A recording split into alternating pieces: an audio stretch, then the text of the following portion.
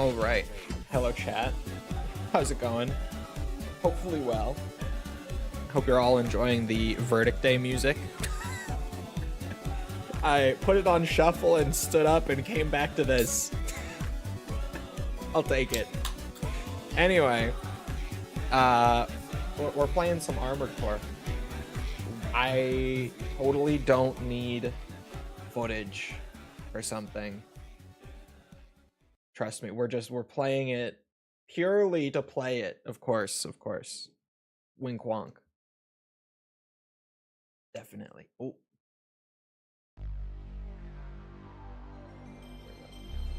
Why though? To play it. Certainly. Would it let me do this? Would this work for me today? No. Never anymore. I don't know what they did to Duck Station to make it never want to capture in OBS anymore, but it's been like that for months now. I hate it. Anyway. Okay, so did you watch the Gears thing? Yes.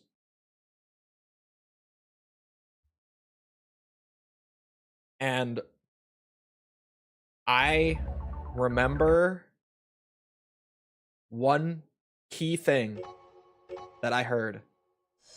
That being 12-player horde mode. Oh. I was playing Outbreak yesterday. My instinct kicked in with Japanese inputs. I do have a Japanese copy of Armored Core 1, but this is not that. This is not that copy. Oh, Groka. Thoughts, feelings? I think it looked great. I think it's funny. The Gears community was dogpiling on Cliffy B yesterday because he tweeted saying that the game looked really good.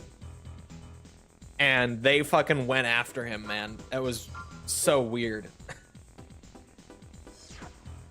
Oh, yeah, it's been a minute. Good old Jelly B. He is not Human Plus. I don't think. I feel like I remember him not being Plus.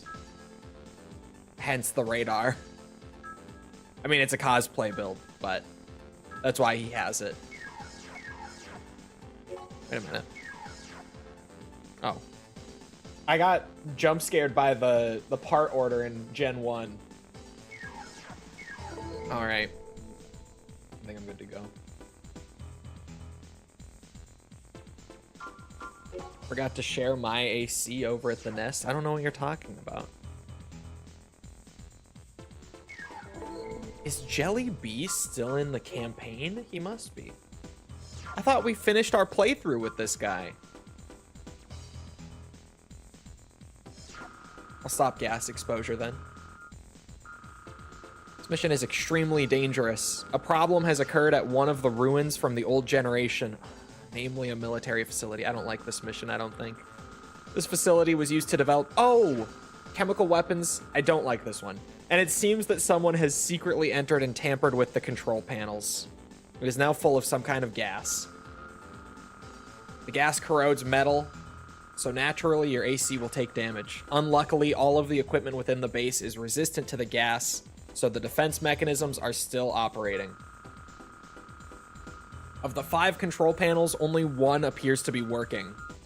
Even so, just destroy all of them. We will provide the detonation devices. Just plant them on all 5 panels. When you are finished, get out of the base immediately.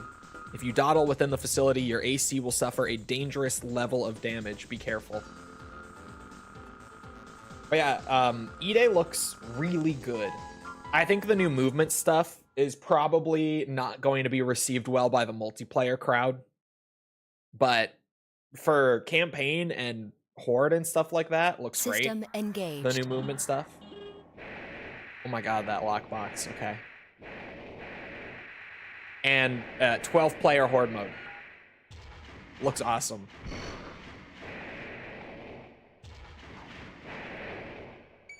I'm gonna regret not hitting that turret later. Deal with it when we get to it. This is a good start. Climbing on tall things? I know. It looks great. I think the multiplayer crowd is really going to not like it because it's going to take away from the, like, wall bouncing and that kind of high-level movement stuff that Gears has kind of had a reputation for over the years. I am the MP crowd. Yeah, but you're not like the hardcore MP crowd, right? I don't know. I saw people upset about the game from like the diehard side on Twitter yesterday, but I didn't really read much of it. I kind of scrolled past it, to be real with you. Oh, okay. I'm talking more like the people who only play Gears, you know? I don't think those guys are gonna be too big on that stuff.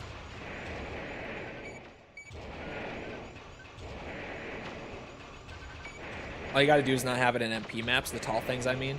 I bet they will, but honestly, I think like if they did like a classic mode where they took out the new movement stuff, like the climbing and the sliding and all that, that would probably be received really well. Black Ops 7. Fucking Call of Duty just added one of those to Black Ops 7 where they like removed the wall bouncing and like only standard sprint is a thing and sliding is not a thing. And the COD community just this last week has loved that. Like unanimously, they're saying it's like the best thing to happen to a modern COD in so long. Oh God, I feel like I'm going the wrong way. I think I am. Oh, this is why I don't like this mission.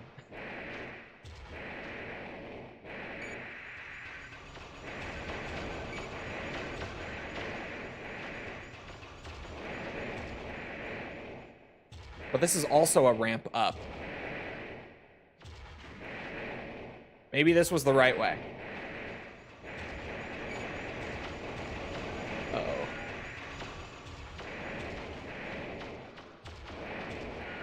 This is probably gonna take a couple tries.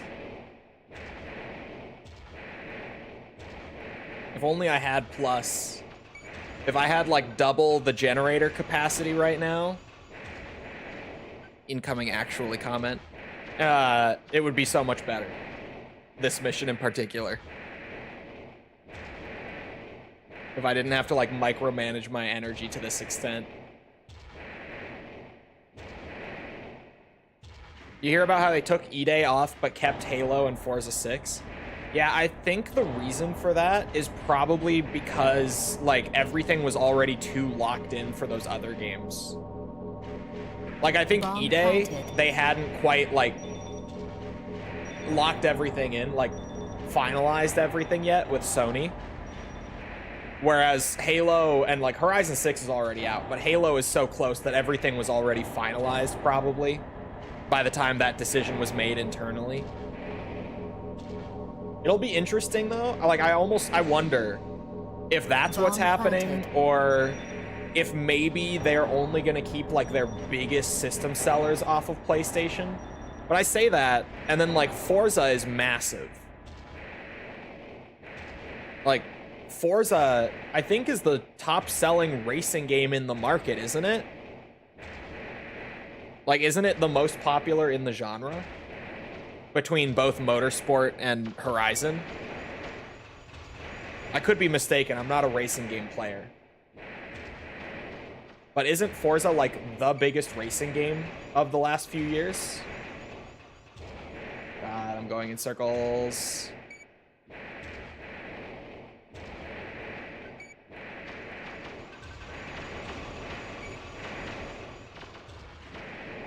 I know that this head doesn't have auto map. They're doing right by E-Day and that they've brought the Mark II Lancer in as a prototype. I'm still not big on the Mark II prototype. Like, I get that they just felt they couldn't do a game without the Mark II. It's understandable, but it is still a really big retcon to have the Mark II there. Why can I not open this door? There we go. God.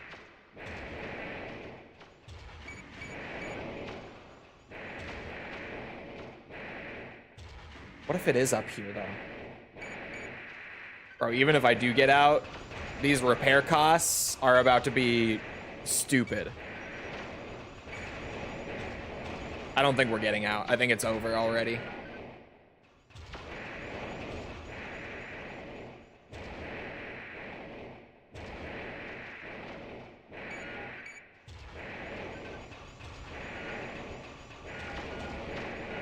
For the first playthrough, or will later missions open access to other aircraft?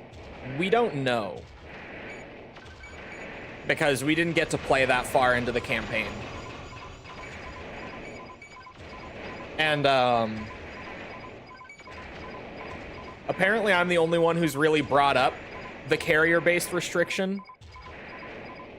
I know when I talked with AC Fan and Obo about it, like right after the event, neither of them had caught it. Like I was the one telling them about it. And I've gotten a few comments saying like I'm the only person who's brought that up. But at least from what we played, it was only carrier based. AC unit destroyed. And it's Combat interesting. halted. Okay, slight spoiler for Ace Combat 8. I think it's like mission 3. It's very minor. But if you're bothered, mute me now or skip the VOD, whatever. But I think it's like mission 2 or 3, literally, where the mission is taking back an airfield on land, on the coast. And we take it back, and then we're still on the naval carrier. Like, we don't move onto the land base. But it seems like that might happen because there is that clip in the trailer of them on the land base, and honestly, I don't remember if that's from that mission in question or not.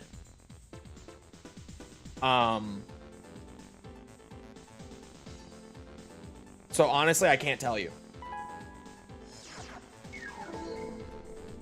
We weren't allowed to record that mission, and my memory is not good enough to remember if that little clip is from the mission I'm thinking of or not. But like mission 3 or something, you liberate an airfield on the shore and then proceed to go back to the naval carrier System and not engaged. Use it. So I have no idea. This campaign is also allegedly 25 hours long. Again, they wouldn't tell us anything about campaign length at the preview. Like, I was even asking repeatedly about it, and they wouldn't answer me. They kept telling me, like, you're not allowed to know that. We're not allowed to tell you that. But then, like, right after that PlayStation blog went up saying that the campaign is roughly 25 hours. So I am honestly very skeptical of that, especially because it's not directly from Bandai Namco.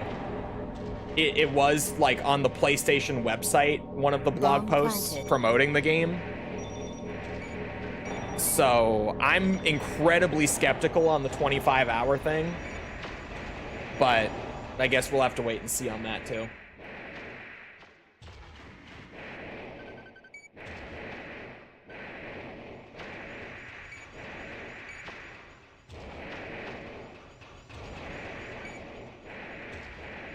They have 10 plus hours of cutscenes. Honestly, they might have 10 plus hours of cutscenes if we're including like briefings and stuff. Bro, they were long. All the cutscenes and briefings from what we played were so long.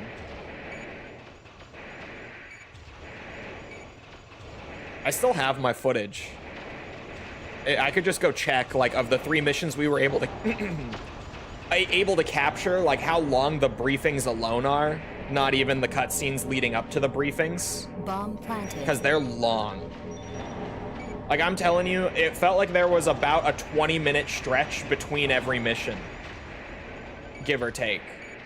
Which is where I was saying in the preview, like, it's cool that the story is so, like, front and center this time, but man, it's a lot. Like, it's almost enough to where I'm like, bro, could we cool it on the cutscenes and stuff? Like, I want to fly the plane.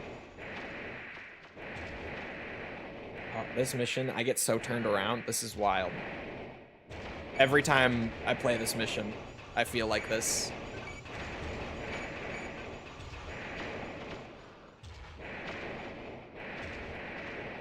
I'm like, here, now where the fuck am I going? Am I going, did I like turn around somewhere by accident? Am I going back up? This is a long ass hallway. Is this the one? Okay, I think this is the one. With like one computer on either side. It's the same thing that happens to me every time I play this mission. I try to like stick to the left, like hug the wall and quickly zip through. And I always get like 4 of them.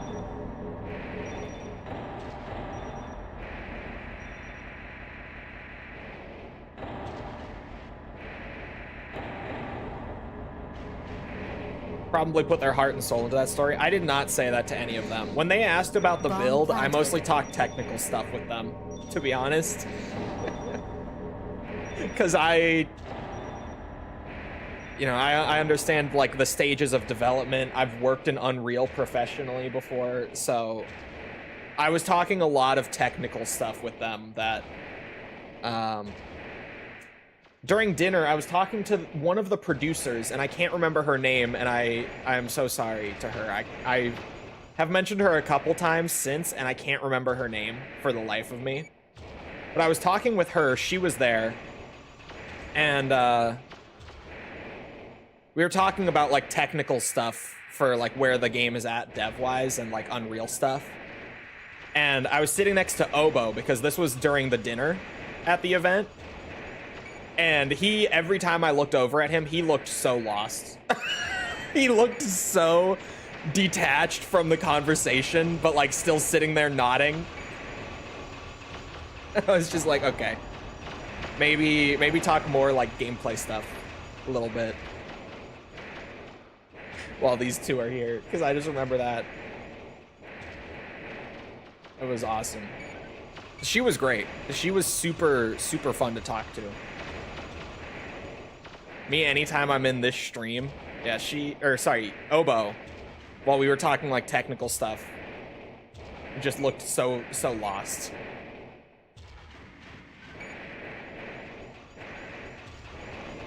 God, I'm trying to like go in other directions to try to find this 5th one. I gotta double check. Yeah, there's no auto map in this head. I said it before. I was hoping, I was desperate. There's no auto map in this thing. This is the one with 2, right? Fuck.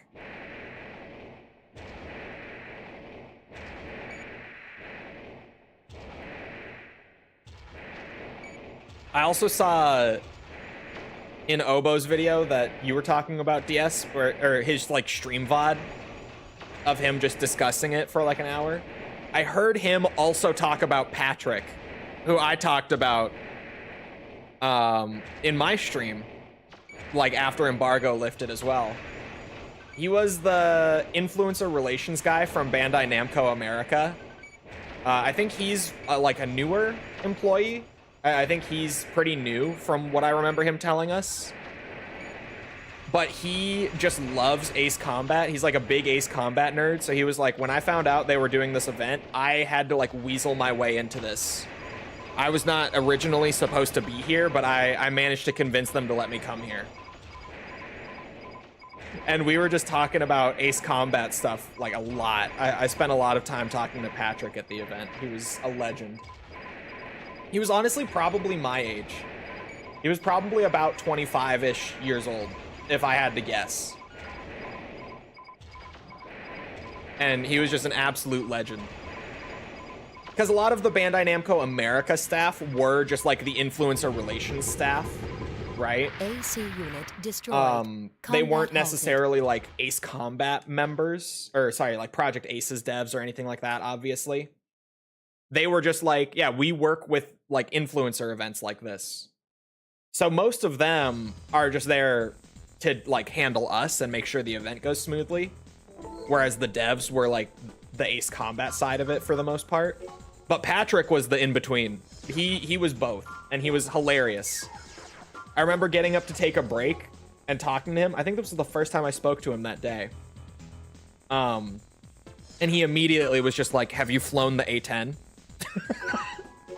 I was like, I have not flown the A10 yet. I was gonna get there. And he was like, you have to fly the A10.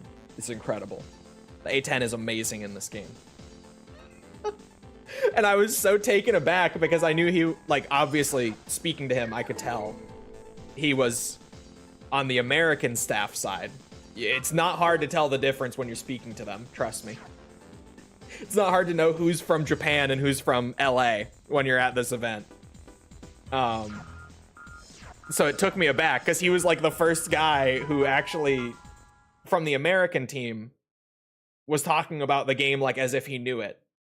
And he really knew it. He apparently was able to play the build, which was super cool. Engaged. Like, he was able to play the same build we were prior to the event, I believe. So we were actually, like, able to talk to him about what we were playing and stuff, which was fun.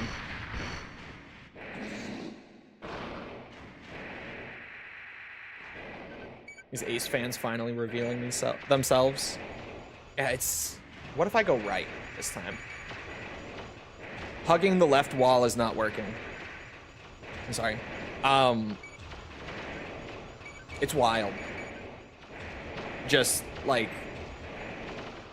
I had heard that this happened with Ace Combat 7, pretty much, where, like, the franchise seemed dead, and then they announced 7, and suddenly it felt like it was huge for, like, a minute, like, for a few months, and then it kind of went back to being quiet again. So I'm not sure if that will happen again with 8 this time. 8 seems to have some things going for it, like momentum from 7 being the first one that really went that big. And then other things like, you know, Tasha going viral that really won't boost the game too much, in all honesty. Because, like, most people with Tasha going viral are going to be like, oh, the cute girl with the pink hair, I love her. But they're not actually going to play the game. You know what I mean? But some people will play the game who were first exposed to it through Tasha. Some people will.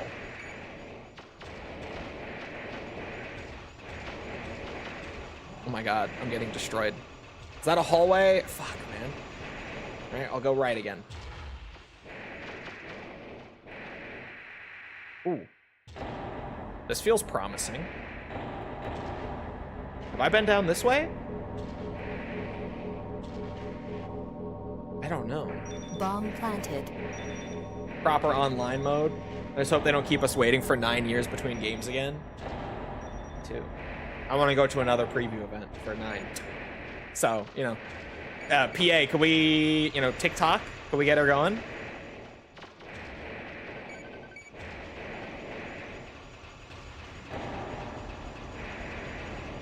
Hello, Metal Wolf.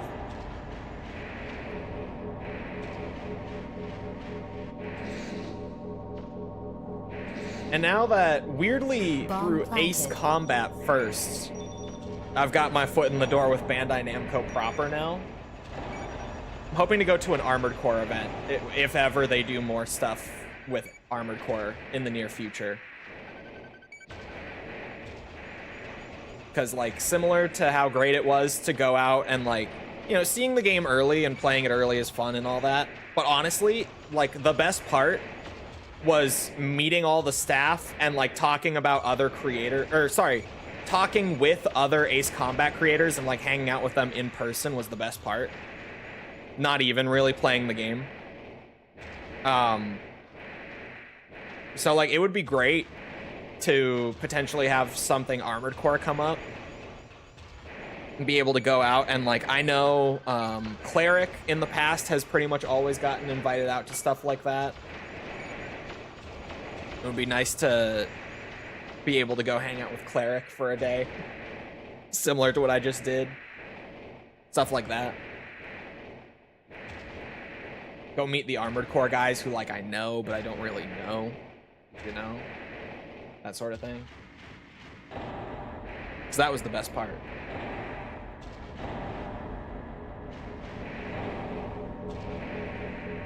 You'll be the AC guy once more? Yes. Bomb planted. Just wait. Assassin's Creed someday. Probably not, actually. I don't want to play every Assassin's Creed game back to back. I'm going to be so real. Assassin's Creed is fun. Assassin's Creed is real fun, right?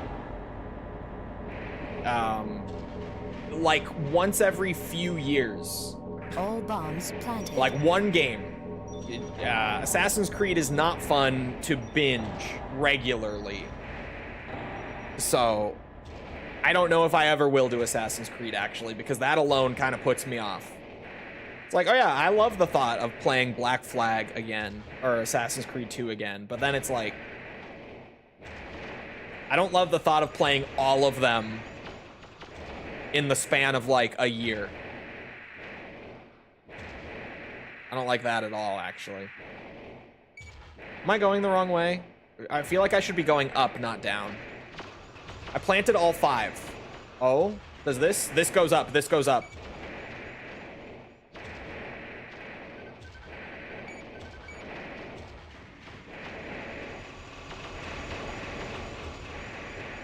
That goes down again.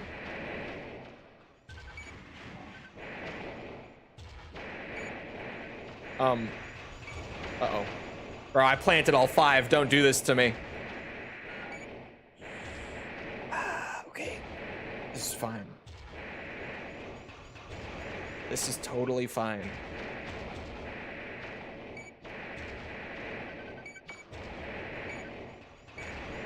Chat, don't panic. It's completely, totally... Oh, ramp up. See, it is fine. I told you. I knew it. This mission is so quiet.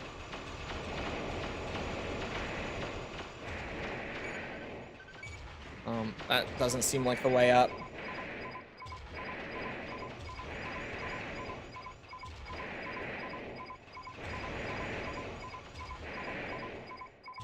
Bro, where's Human Plus when you need it, am I right? Jesus. Ooh, okay.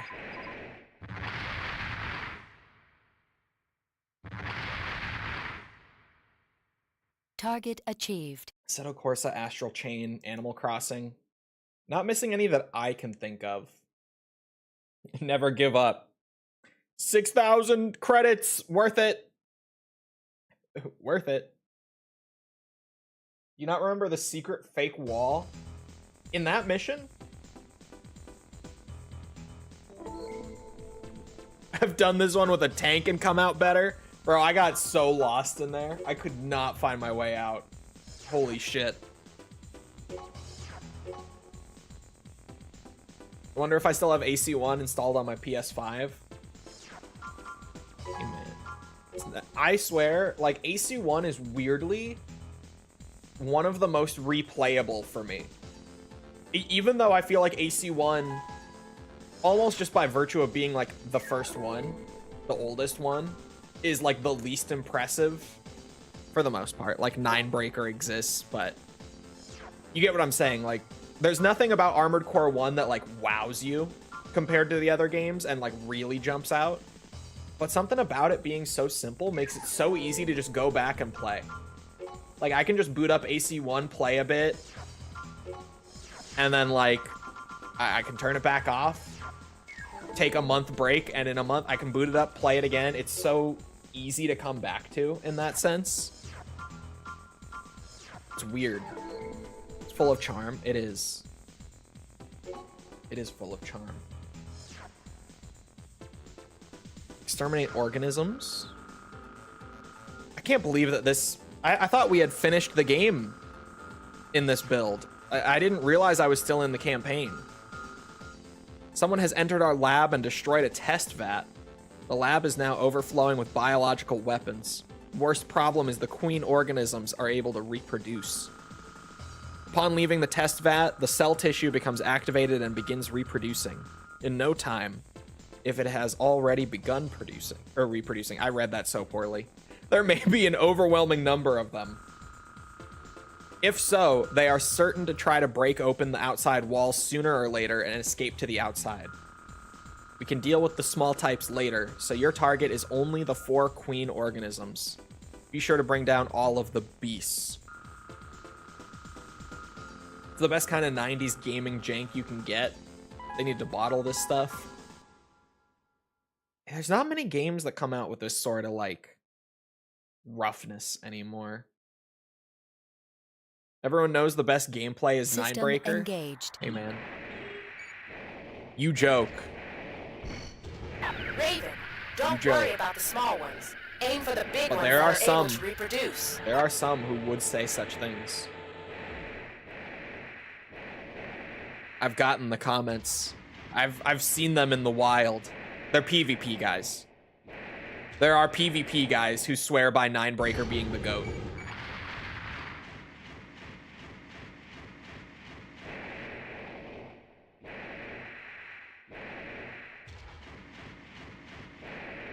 Oh. The game you don't even have to play. Hey. The thing with Formula Front is it's more like a puzzle game. It's like an AC-themed puzzle game. And when you think of it like that, it's a blast. Like, once you wrap your head around it, it genuinely is super fun. But it's nothing like the other, you know, mainline games. Where are these queens at? I don't want to blast everything with the Sawa before I find them. This thing does play really nice when you're not in a poison swamp-esque labyrinth on a timer trying to rush through. It's the Karasawa with the optional parts. I'm like, this is weird. You would think that this wouldn't play like as nice as the 9-ball build that we did a while back or anything, but that it's just because it's still got the Sawa. Like the 9-ball build. I thought it was a turret. What's up here?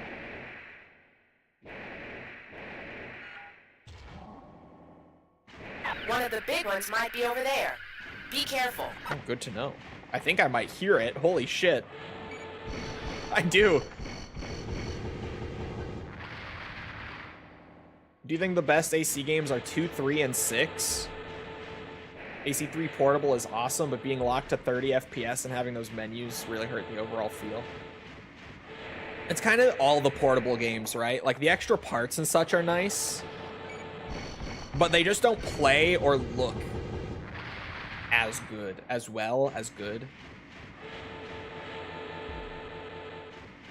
Like, you get extra parts, but at the cost of just the overall feel of the game being worse, which has always made them weird for me. Oh my god.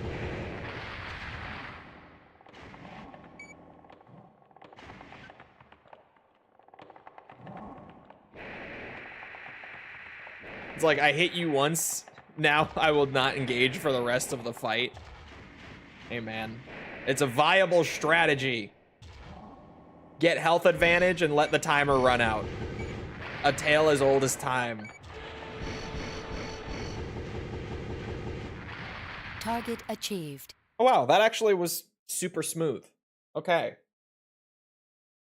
Shit. I'll take it. I didn't think I was even close to done there.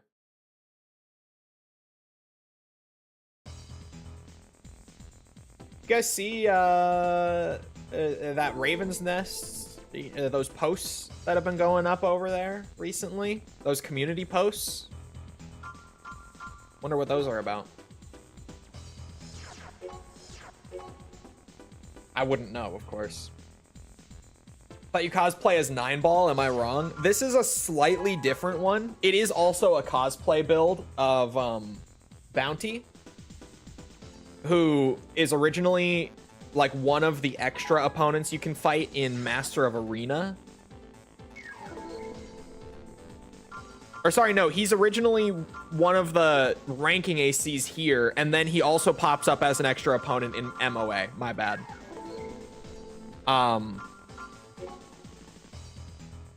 He has a similar frame to 9-ball, but he's not plus, and he uses some different parts.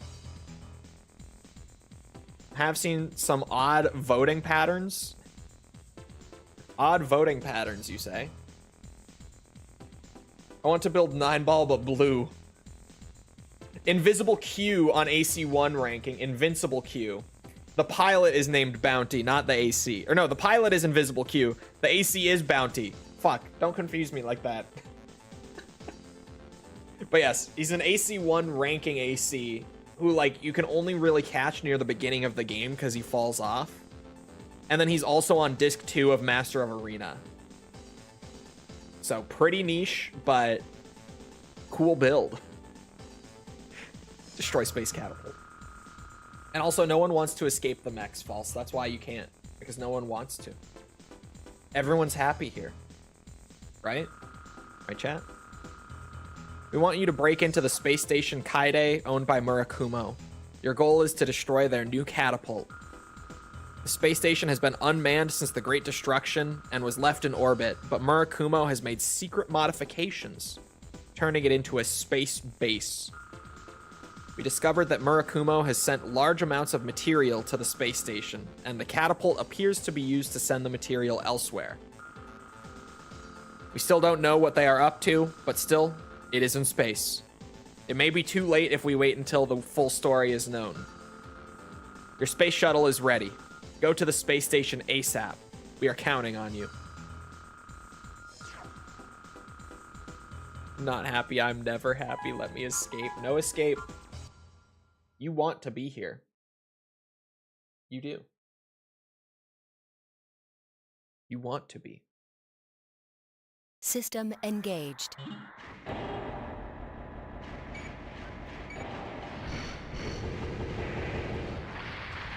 Magnetism. Intruders found in facility. That, Security personnel, move to intercept. That Gundam Rogue Orbit game. It looked fun. Didn't look like no Armored Core, that's for sure, but it looked fun.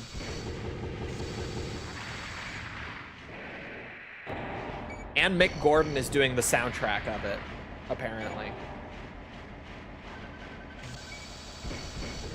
As much like Tarkov, there is no Emergency escape. call. You say that. You can Emergency actually escape from Chole Tarkov speaking. now. Emergency. A Murakumo battleship is approaching. Halt operations. You have 3 minutes. Return immediately. I repeat, return immediately. Target changed. Target changed. It's an anime. She would like the story of Ace Combat. She won't admit it, but she would like it. Cannot unlock gate. False's favorite Ace Combat, like 8 not included because it's not out yet. False's favorite would be 5.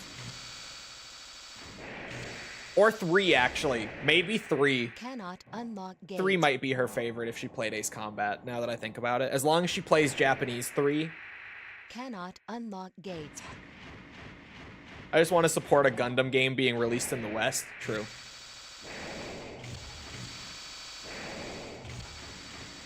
You must never have met a Tarkov player then?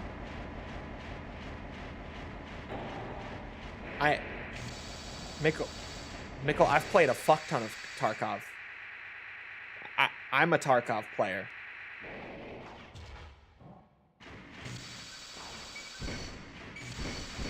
International or Japanese? No, Japanese 3. We don't talk about international AC3, okay? Cannot unlock gate. We don't talk about it. Fuck. I'm trying to get out, man. It's this one. Some of these AC1 missions... Oh.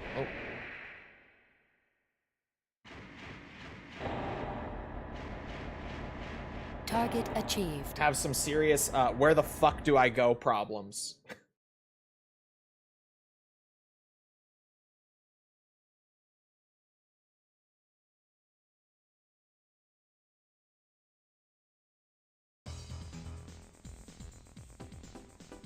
An even bigger Tarkov player, and man's escaped for now.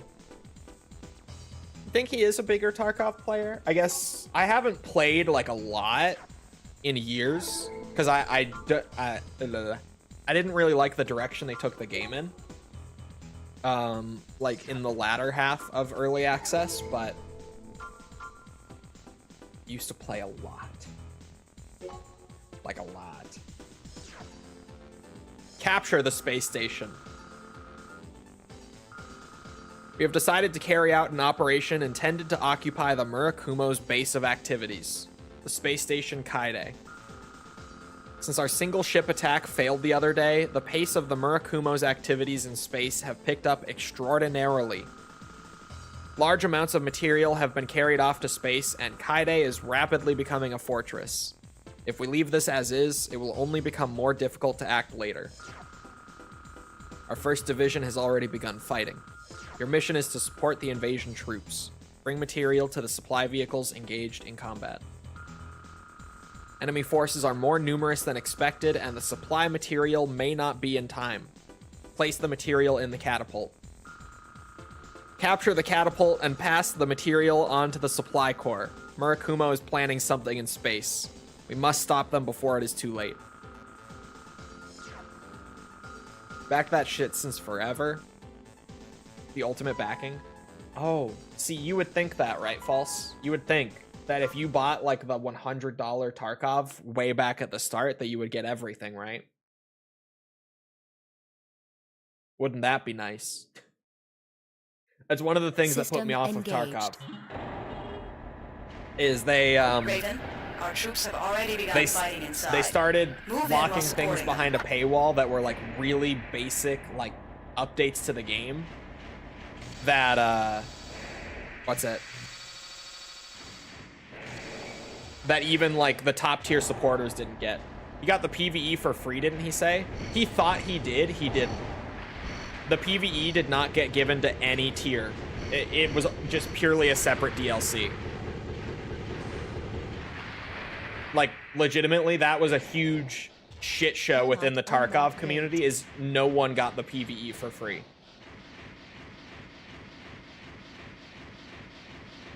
But that's why we were talking about it. Cannot unlock gate.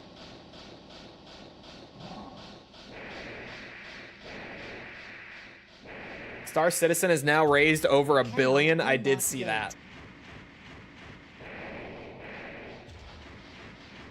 I zoned out while the men talked. Yeah. He thought that he had gotten it for free because we were talking about it. But I guess he's been out of the loop for a while. If he thought that. Because, yeah. Or maybe he just genuinely doesn't care, so he's never even looked to see if he has it. Did you see Halo locked the manual behind the premium edition? I did. We were joking about that yesterday. Because that was ridiculous. Granted, like, you know what happens to every game manual ever? It gets uploaded to Internet Archive as a PDF file. Like, you can literally look up the game manual to, like, the most obscure bullshit you can think of. I guarantee you'll find it. Everyone just archives game manuals as, what's it? As PDFs. So I will still be able to read it. A physical manual? I don't think so. I could be mistaken. Maybe physical copies come with it. But I know, like, on Steam, it lists it as also giving you the manual. Maybe it's just on Steam that it's digital because there's no physical for PC. I don't know. But I think it's a digital manual.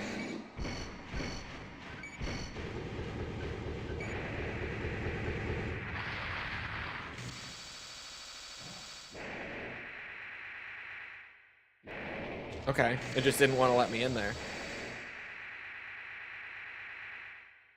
Target obtained.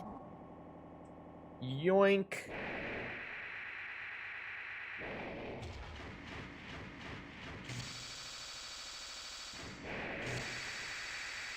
We stopped after BO2 because my sanity. I don't know when we do pick it back up what game I want to pick it back up with, but I'm kind of leaning towards, for the sake of her sanity, just going to BO3 and just sticking to Treyarch. But then, like, there's some really cool zombies that's non-Treyarch. But we could get to that later, like way later. BO7 right away. No. You think we would skip BO3? Me? Never. Never, ever. Exo zombies? Yeah, that's kind of where I'm torn. I'm like, do I want to put her through Exos instead of just like going from Origins to Shadows of Evil?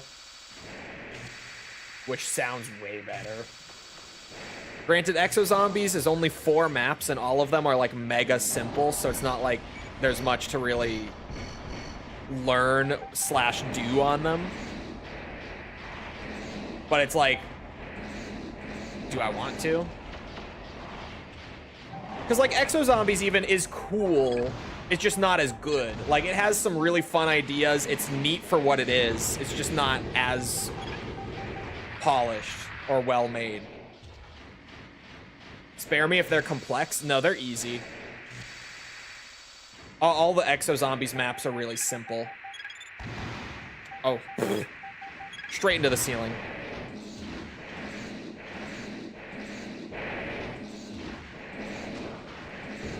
Damn, you've got health. Has some really annoying mechanics, though. It does.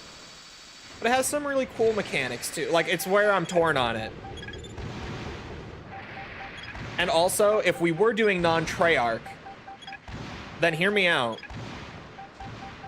We would have to do Extinction. Not just because Extinction is actually cool and worth it, but because it comes up in Infinite Warfare Zombies. Did Maxis and Richtofen story end in BO2? Yes, with Buried. That's like the end of that story arc. Yes. It moves into a new direction after BO2. Cannot unlock gate.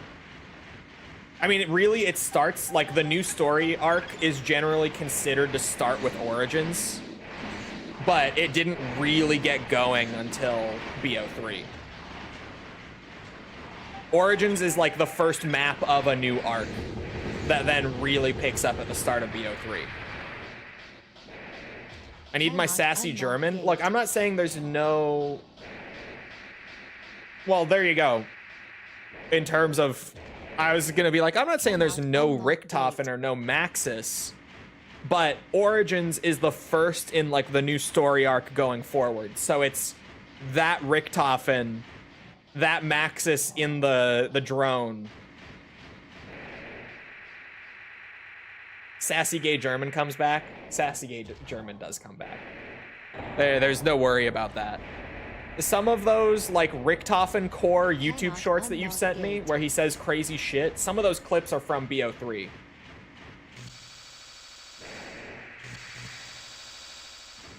You telling me he no come back? No comment. Chat, just shut the fuck up.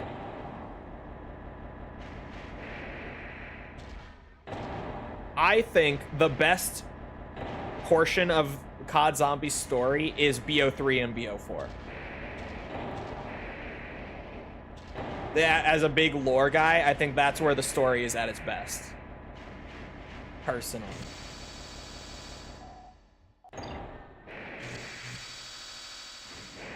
Done spoiled me that. Well, Cannot unlock gate. we played Origins. The community when BO3 was happening was insane. Bro, following the story as it was unfolding throughout BO3 was so fun. And 4. Cannot unlock gate. 4 less so, but 4. Also, where the fuck am I going? Good work. Back to this Leave the truck, rest to that's us. right. I always do this every time I play this Target mission. Fuck achieved. me. Good story and COD don't go along anymore. BO7's story, the zombie story, not the campaign story, is good. BO7's is good. BO6's was lame. Cold War's was lame. Vanguard's was mega lame. BO7's is good. It's not, like, amazing. It's still not as good as, like, BO3 and 4. It's better than BO2 Zombies, like the Broken Earth story arc. It's better than that, but that's not saying much. I don't think it's better than BO1 and World at War lore-wise, but it's not, like, it, depending where the next couple maps go, it might be. Just, like, where it's at currently, I wouldn't say it's quite as good as, like, BO1 World at War for me lore-wise.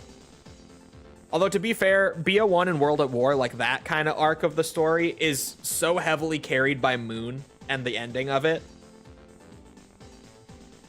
So, take that as you will.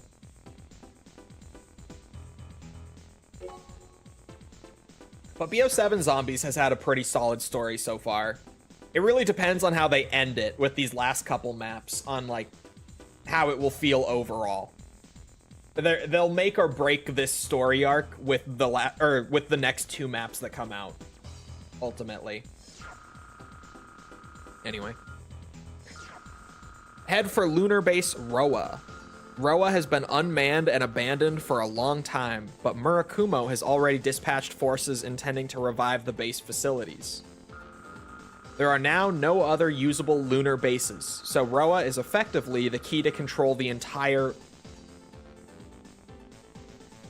The key to control of the entire moon. Localization team strikes again, but a full frontal attack would deal a severe blow to the base itself. So this is our request. We want you to infiltrate the base alone and destroy the generator. Our main force will then retake the base in the confusion. Do not bother unnecessarily with enemies, but remaining ACs will be troublesome in the future, so try to destroy them on sight. We will reward you for each additional kill. The Murakumo are scheming to use the moon as a base for a terrible plot. The full story is unclear, but desperate men will stop at nothing. This is a very dangerous job, but we have faith that you can do it. We are counting on you, Raven.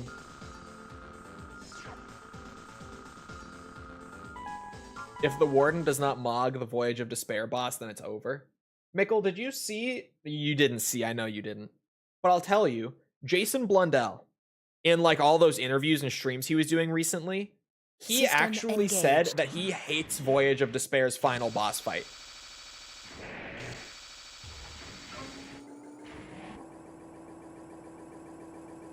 He says that, like, that's one of those fights that he looks back on, and he really wishes that they had put more time into balancing it and refining the mechanics of it.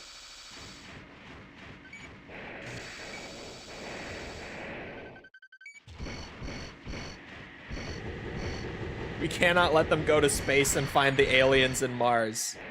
We can't.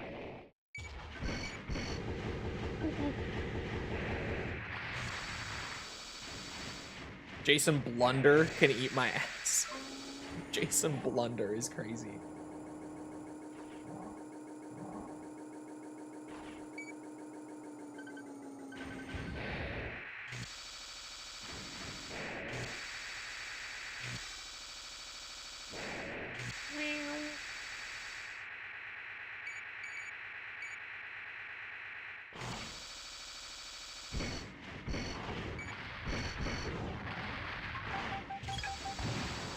Okay, that will work.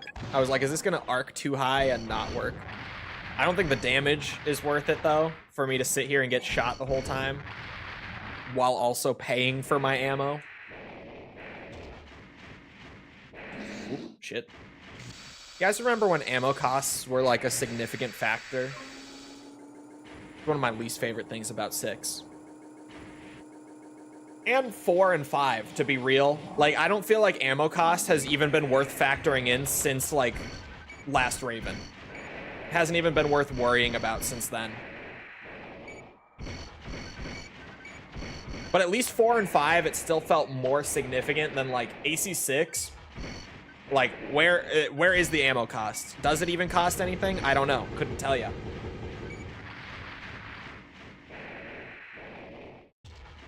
Could I tell you what weapons in AC6 cost more to use than others?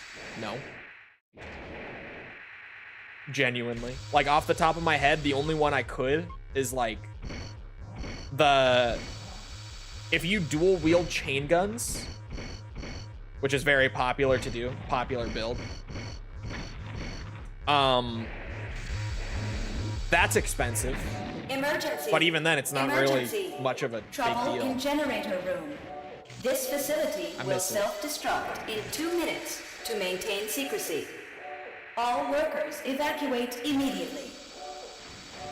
Raven, call off the attack. Quickly return to the shuttle. People hating on her now? No, people are suddenly really praising her. Like before, it was a lot of like, she might be good, but she is the AI. Like she was formerly on the AI team, so people weren't really like believing in her just yet. But after the showcase yesterday, people are suddenly like, okay, never mind. Asha Sharma is like the best Xbox CEO in ages. She's getting like pretty much unanimous praise on socials now. I haven't seen anything negative about her in the last day. 1 minute to self-destruct. Where the fuck am I? Leave immediately. What is this room? Is this an elevator?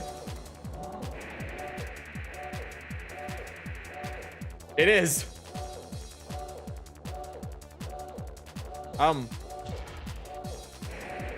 Where the fuck am I? Actual question. What the how did we get here? 30 seconds to self-destruct. I've what? I'm so confused.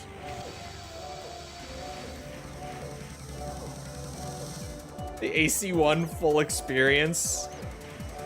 You won't make it back up. I've got 10 seconds. I'm out. 5 seconds to self-destruct. 3. I almost made it, 1. but it's sealed because the elevator is up there. AC What the unit fuck? How destroyed. did I even get there? Combat halted.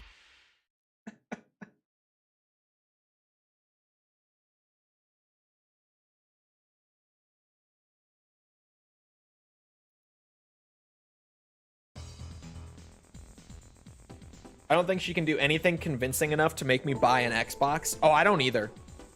But that's just because well, I do want to buy a Series X, mostly for like backwards compatibility boost.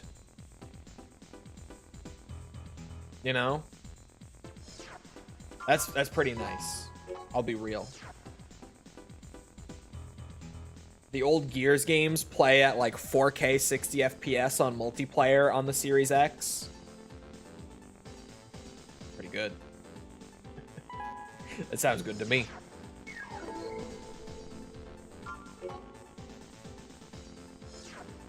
Did you see the cool green one though? I did.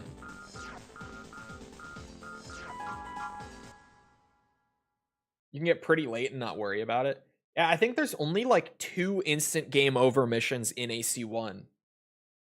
Genuinely. I think it's like the final mission and System engaged. the second to last mission on either path. So I guess it's like 3 missions. I think it's only those 3. Attention intruders, this facility is Murakumo property. Leave immediately. Anyone disobeying will be shot. I repeat, leave immediately. You guys see that they gave a free green Xbox to everyone in attendance at the show? Like everyone who was actually in the building in LA for the showcase yesterday. She came out on stage after, and they didn't even like stream this part. The only reason that we saw it like publicly was because someone recorded it on their phone from the audience. Of her coming out and being like, hey, just so you guys know, as a thank you for attending today, you all get one of these new fancy green Xboxes. You can grab it on the way out. Like, what? I don't think it was grab it on the way out.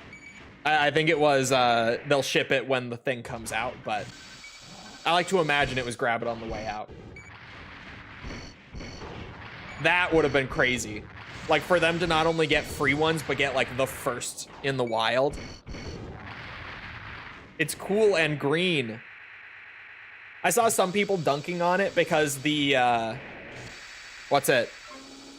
The back panel, where you, like, plug everything in, actually isn't green. It's still, like, that basic gray kind of color. But like, dude, it's the fucking back panel. It's gonna be up against the wall. Who cares? The rest of it is cool and green, and it's like that classic Xbox green, you know?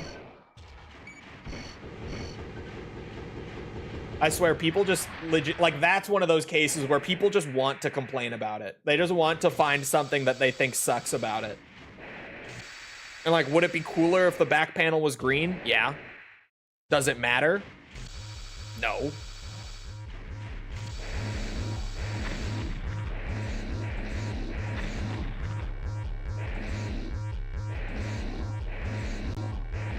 Since these apparently don't kill you if you blade them, even though most things you blow up in this game do.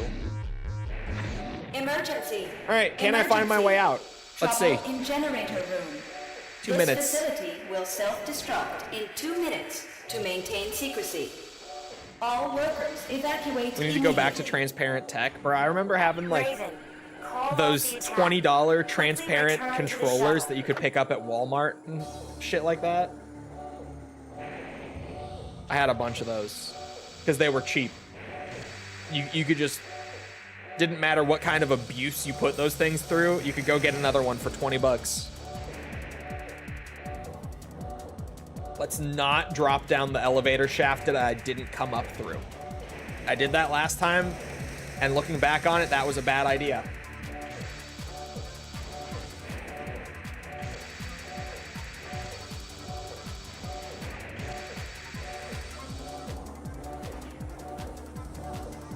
This is where I came up. 1 minute to And self-destruct. if I'm going out the same door, I'll want to turn to the right to get back to the entrance, I think.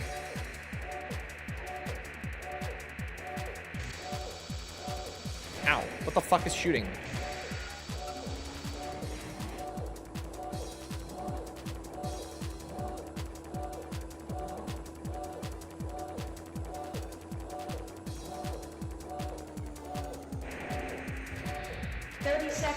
To self-destruct. Oh. Target achieved. Oh. I was like, am I supposed to go to a different exit and not the entrance that I came in through? But no, we're good. We're good.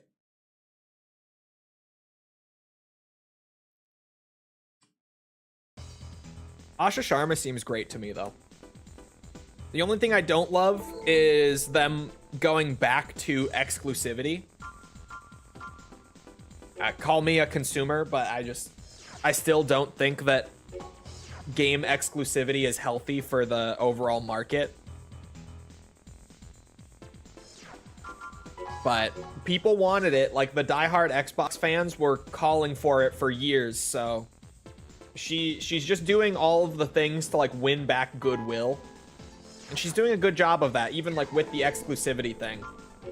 That's what the really hardcore Xbox fan base has been asking for. So, like, in that sense, she's playing the right move. I just don't think it's the healthier long-term decision, especially for their franchises that have been struggling. Like, Gears of War has been struggling for years in terms of mass market appeal. I don't think locking Gears back to Xbox exclusivity was the right play in that regard. Like, I don't think it was healthy for Gears. It might be healthier for Xbox. I don't know if it's going to be healthy for Gears. Then again, Reloaded barely sold on PS5, so who knows? Terrible news just came in. Murakumo has gotten hold of the most horrible fruit of mankind's madness still in space. The giant gun, Justice, is now under the control of Murakumo. The weapon which drove all of humanity underground at the time of the Great Destruction is certain to seal the fate of the world if it is fired at our planet now. This is no longer just between us and Murakumo. The weapon's only weakness is the enormous amount of time and energy it takes to charge up. We may still be in time. The only way to stop it is to destroy the firing system itself. Your best bet is to destroy the peripheral energy chargers to delay firing, and then blast through the multiple force fields to get close enough to destroy the firing system. The best space shuttle we have is ready and waiting. Go into space ASAP. We are counting on you. It's on Xbox and Steam. Yeah, but PlayStation has, like, I think it's like more than double the market share that Xbox does right now. So System they're engaged. cutting out a considerably larger portion of the console player base. Unknown intruders detected. All Where the fuck? pods Oh. move to intercept. Shoot on sight. That's to delay it. Man, By who needs to destroying the delay energy it? supply unit in the wall, We just gotta we make can it in buy some time, right? You must win this battle. 3 minutes to full charge. Sorry. I got distracted by something on my other monitor.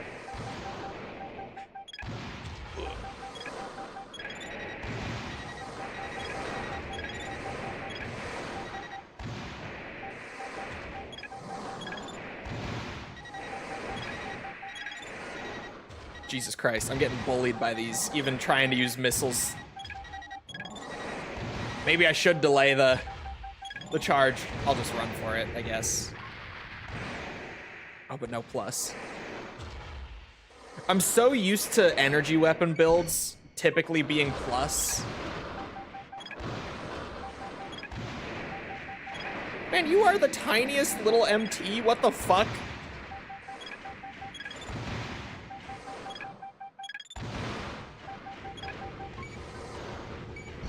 Shit.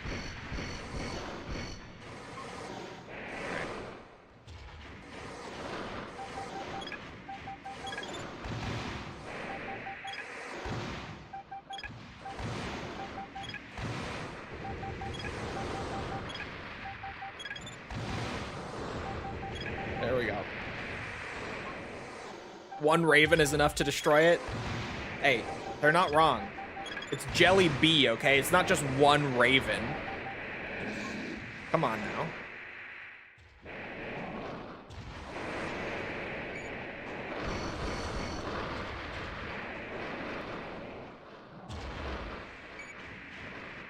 Where the fuck is he going? Though neither of those hit, did they? When in doubt, Karasawa it out.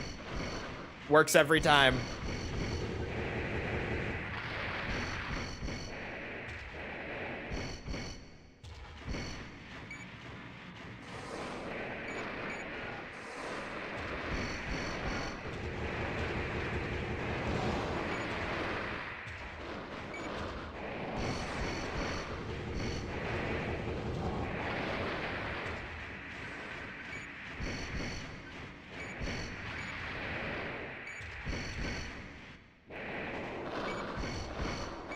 Oop, there we go. Let's hope 6 shots is enough. It's the Sawa, right? So, like, surely. Target achieved. Exactly 6. Exactly 6. I'll take it. All of my ammo expended, but I'll take it. So, I have failed. This means the end of Murakumo. After all, pawns are mere pawns.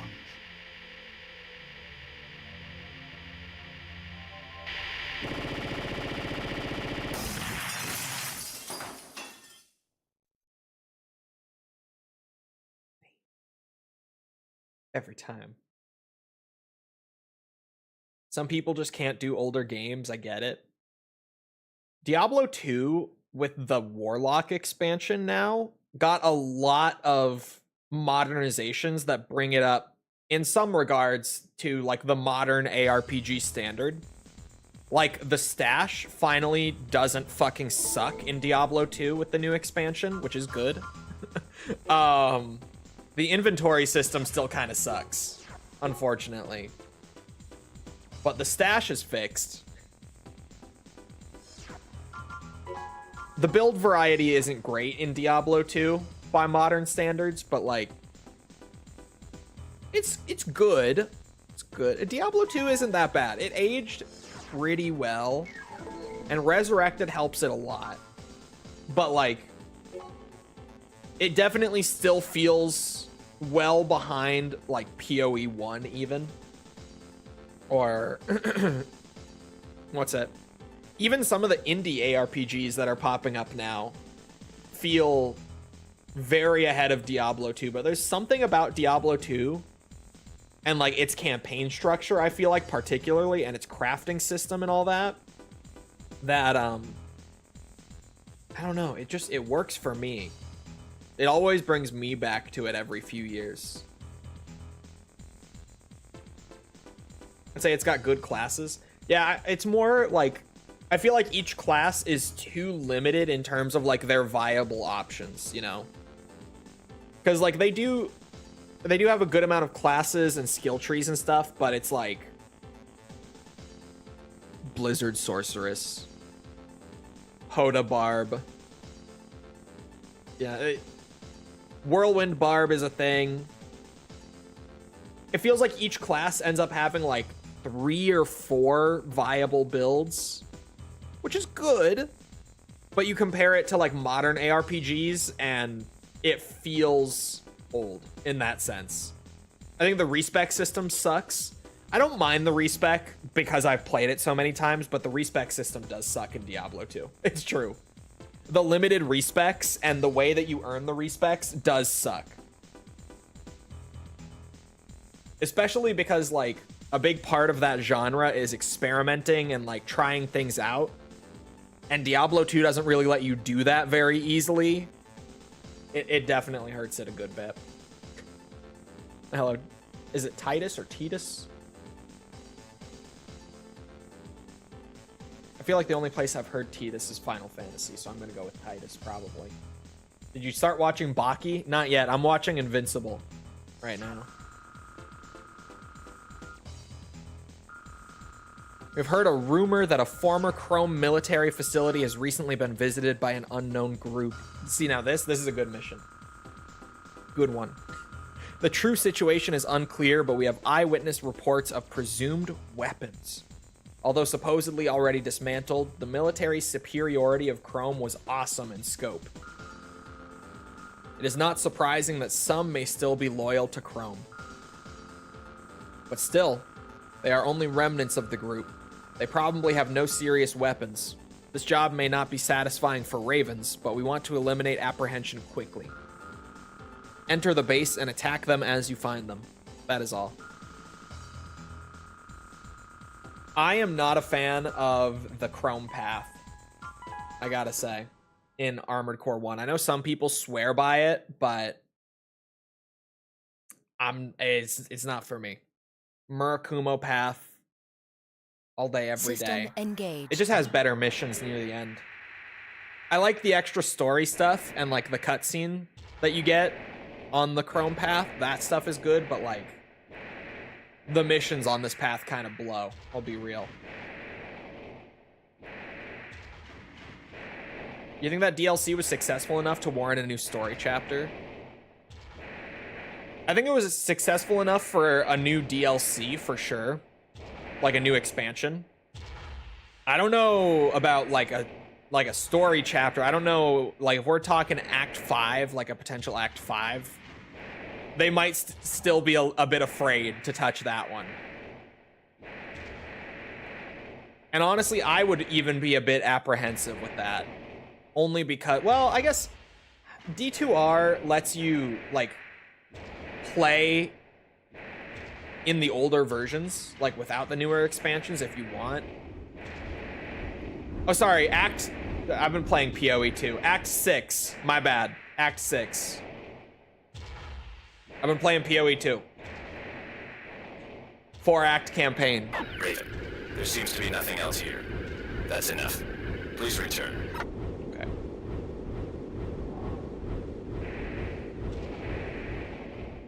Was it successful according to Blizzard? I would say so. It sold a ton on Steam. And D2R only even went to Steam like with the new expansion. I don't know how it sold on like BattleNet for people who stuck with BattleNet, which honestly I don't know why you would, but I swear some people would have because they're weird.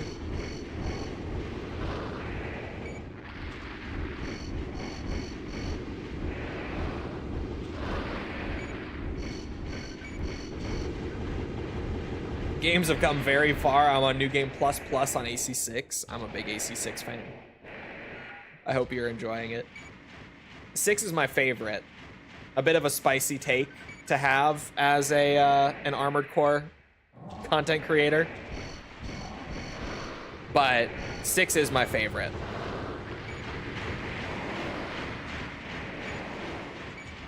There's a lot of things that 6 could have done so much better. Like, there's a lot of things that I wish were more similar to older games in the series in 6, but, like, 6 is just so fucking fun to play, and the story was so good. And, like, them bringing back the 4-answer style New Game Plus was so good. The good outweighs the bad with me for AC6. I love AC6, man.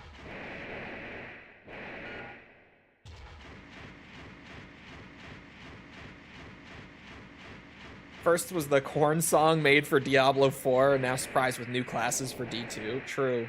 The Korn song was wild. I was not prepared for that.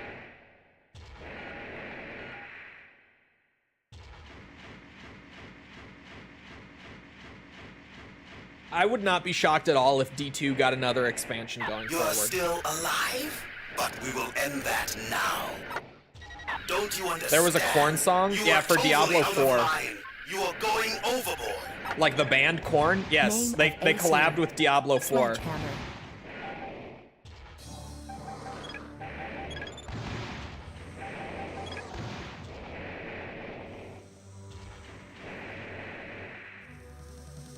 Where the fuck did he go? He just disappeared on me. Oh, he's up in the sky. Holy moly.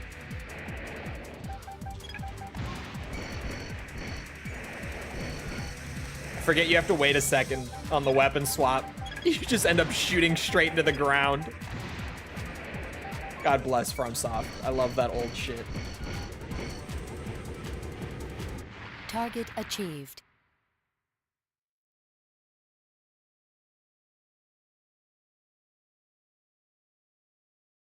Korn is the band I usually play when I play Diablo 2. I'm not much of a Korn fan, admittedly, but it was a fun collab. Man, there's no sunlight outside, and I only just saw how dim it looks on my camera because of it. There's no natural light in this room right now. It's so dark out. It's storming out. So there's just no light coming in.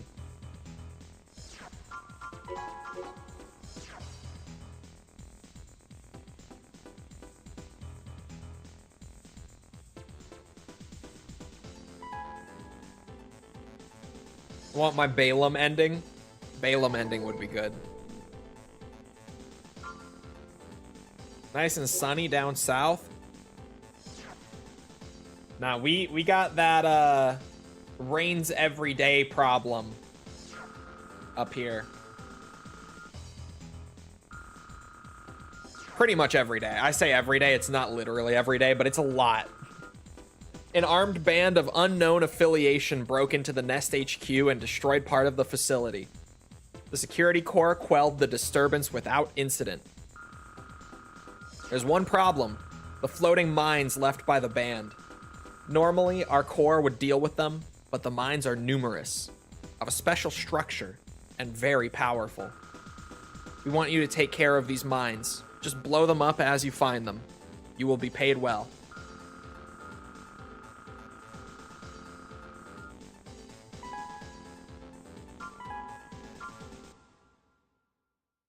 That's his iconic stroke reggae shit in a song. I'm always reminded of my dumbass skeleton necro build. That's great. System engaged.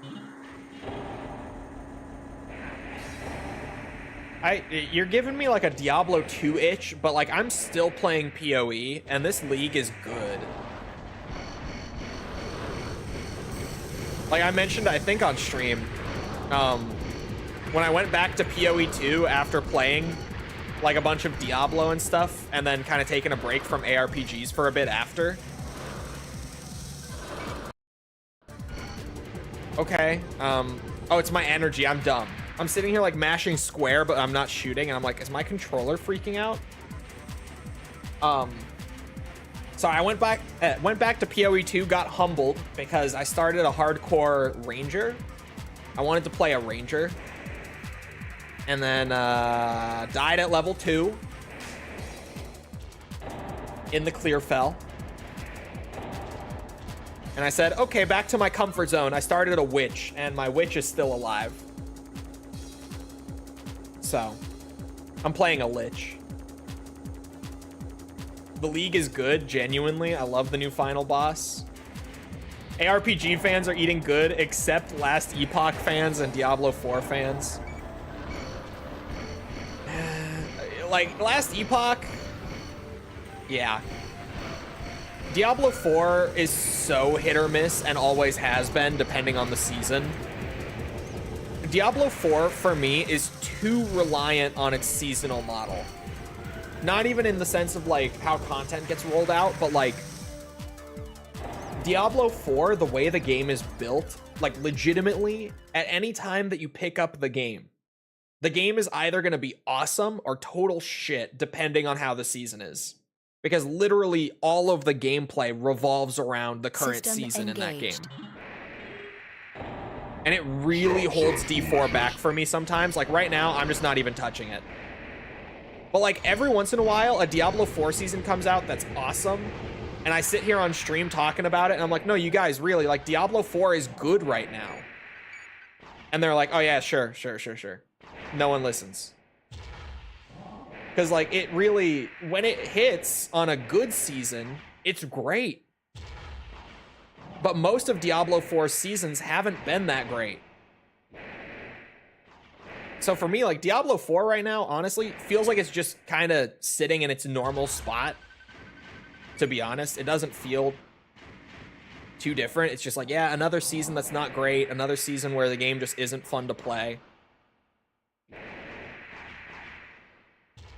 And it's unfortunate because, like, Warlock just came out.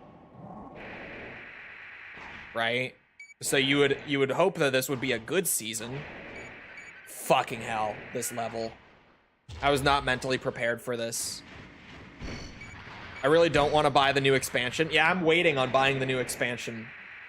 Because of, like, some of the monetization bullshit they just pulled, and then the season right now is just not good. So I'm waiting. I'll wait until there's a good season and then pick up the expansion and, like, play a paladin through the new expansion campaign and everything. But right now, like, I'm not interested, frankly. Oh, hello. Stork jump scare.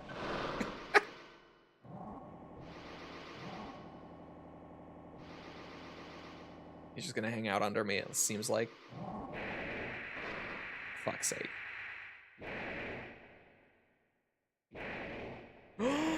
Oh, son of a bitch. Oh. People don't believe what you say. When I say that Diablo 4 is having a good season and that the game is like fun right now, no one ever believes it. Absolutely not.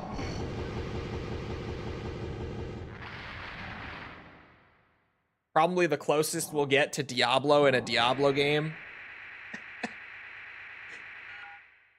True. Eesh.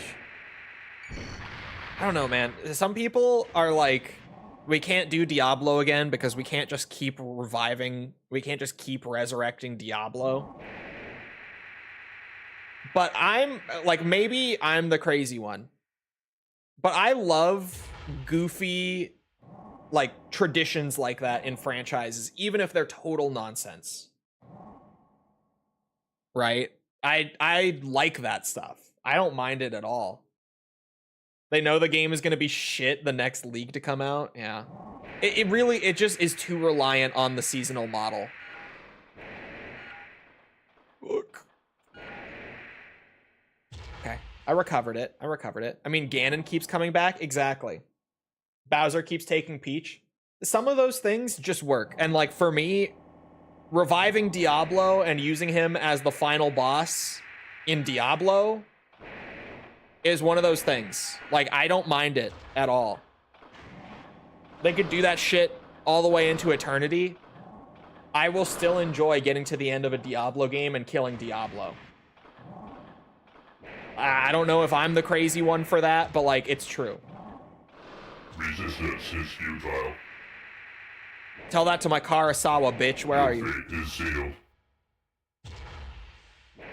Name of AC. I actually don't want to fight him. I'm gonna be so real. After that, I just don't. I'll be honest. That pissed me off doing that without Human Plus. I forget how awful it is whenever I come through with a non-Human Plus build. It is just miserable. I'll give it a go, and if it's rough, I'll run. Oh my god, I can't see him. Yeah, okay.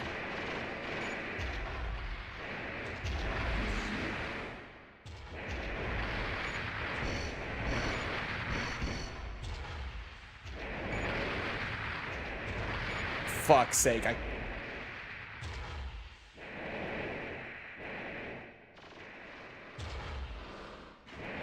Bro, he's lasering me.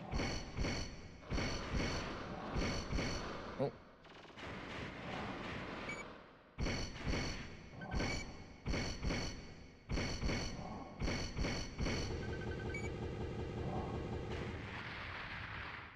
I'll take it. I killed one.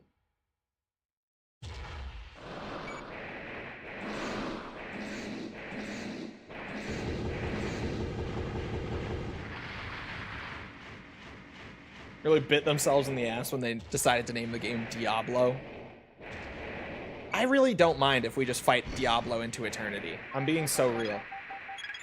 Like, yeah, it's called Diablo. It's the classic thing.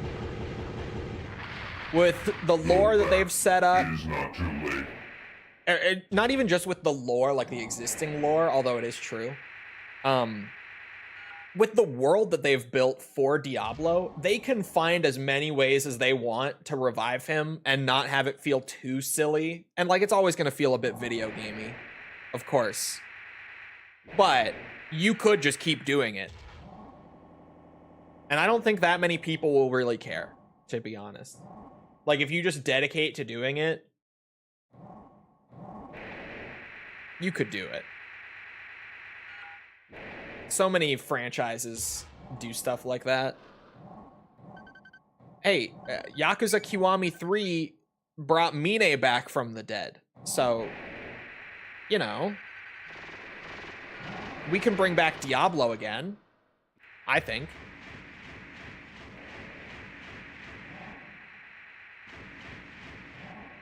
Why couldn't he come back? I think it's just they don't want to have it feel too silly and gamey, because like Diablo lore does have a pretty serious tone, and I don't think they want to ruin it. But then Diablo also has like the cow levels and stuff, right? And their fair share of silliness that they sprinkle in. I'm not fighting the second one. I killed one, even though it was super cheap. I killed one. Can't take it away from me.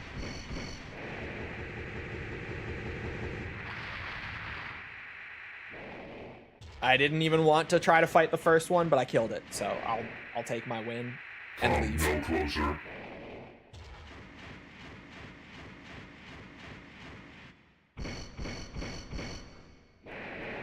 Yeah, I'm coming closer.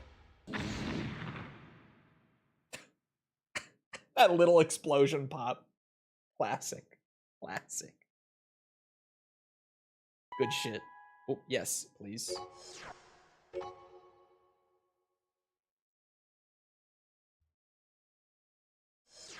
There. I got myself into New Game Plus. Could have sworn this build was into New Game Plus Or I guess just free mission. It's not necessarily New Game Plus in AC1, is it? Are you satisfied? No unfair battles where mercenaries, we either win or die. True. Destroy That the was a world, fair is that fight. what you want? We were needed. That's why we were born. People cannot live without order, even if it is a lie. Go on living, Raven. You or I? Which one of us was ultimately right? You have the right, the duty to find that out. Speaking of a big villain coming back and it being kind of nonsensical, but people not really caring because it's hype and fun. Hustler 1. Armored Core example. This guy comes back in Master of Arena and it's just kind of like, all right, I'm down. He's the GOAT. He's the best villain. Even though he only got revealed in the final mission, like, I'm down. And then they went even crazier with like 9-ball Seraph and fighting multiple 9-balls at once, like in the same room and stuff. And it was awesome. It just worked because it was fun. Sometimes games, even that like do have serious lore, you can just do crazy shit like that and people won't really care. But it depends on like how you cultivate it within your fan base, because like some games, I'm trying to think of a good example of like Yakuza right now is not the kind of series where you can just really bring antagonists back from the dead to have them pop up again, but now they're suddenly trying to do that and everyone's kind of like, what? This is silly. This is horse shit. But plenty of game franchises do it and make it work. Like Tekken. Tekken is another one. I'm just trying to think, like, how many game franchises bring back their villains from the dead in super silly nonsense ways, but like people don't really care because it's just fun. Tekken is a good one, actually. How many times has a Mishima come back from the dead in that series? Come on now. Let's be real. How many times? And they will still keep doing it to the end of time. Because they can.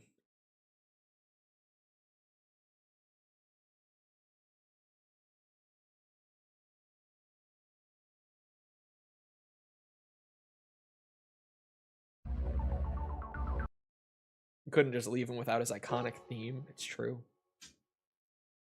It's true. In Diablo, it makes sense because the prime evils are more calamities than actual characters. Exactly. Like, even as many times as we seal away or kill Diablo, you can find a way to bring him back. Like, he's more of like a force than a single character. Like, a calamity is a good way of saying it. He's an otherworldly being who, in theory, is immortal. Like, you can bring him back. Just do it. Let me fight Diablo again and again and again. I'll kill him again. I'll do it. I will.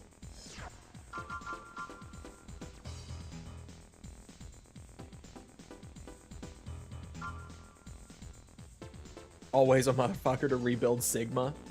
True.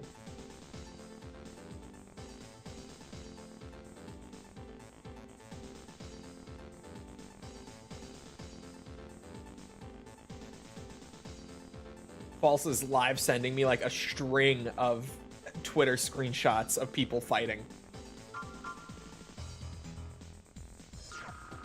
I keep clearing the notification and then there's another one. Just now, several MTs thought to be terrorists appeared in an urban district. Indiscriminately, they attacked the surrounding buildings and fled.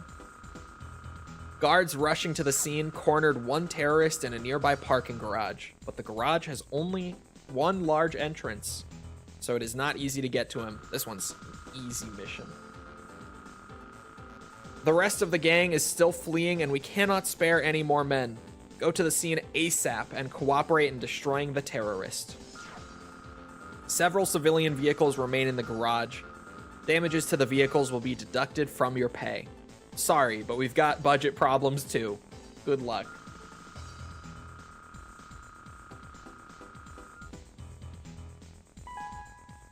D2 Lilith just being Uber and Dariel recolored black is absolutely funny. I don't know what you're talking about. What? No. No. System engaged. Where is he? Don't you dare. Ooh, he almost slipped by me.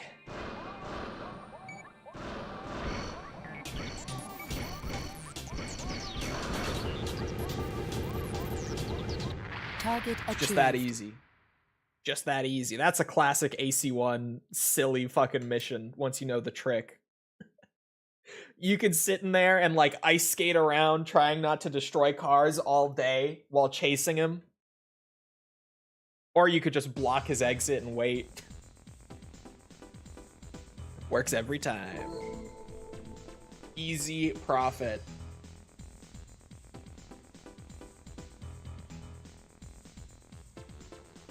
Well, I only just remembered something.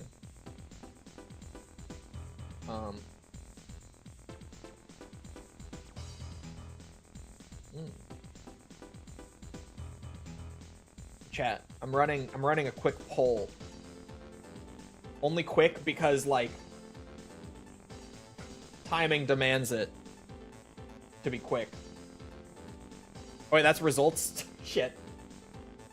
I was looking at the results. Hold on, not that. Ooh, my neck crack there was nasty. That's the poll. That's the poll. I'm a professional. I know what I'm doing. I know. Anyway. Secret Factory Recon. You know, Andy is just a D1 boss that was cut and re-implemented as D2 Act 1 boss. Was Andy a cut boss from D1? I didn't know that. That's actually news to me. Our intelligence has determined that Chrome has an underground factory in the snowy region of Whiteland. We plan to send our special forces to destroy the factory. We are looking for someone to scout the entrance to the factory in advance of the attack. Your mission is to find the point of entry and destroy the door lock system. There's no particular need to engage with the enemy, but we will pay an 800 credit bonus per enemy MT destroyed.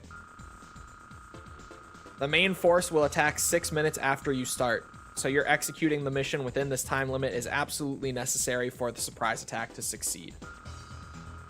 Due to its nature, this mission will be a night maneuver. This poll is going to be the illusion of choice, isn't it? No. No. What do you mean by that?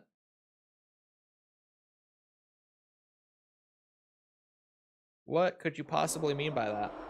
We have reached the target. I know that D1 has a ton of cut quests. Find the entrance before then. But I didn't know that Andy was one. System engaged. I know that a lot of them have actually been like restored in mods over the years, but I've never checked any of them out. Any of those mods, I mean.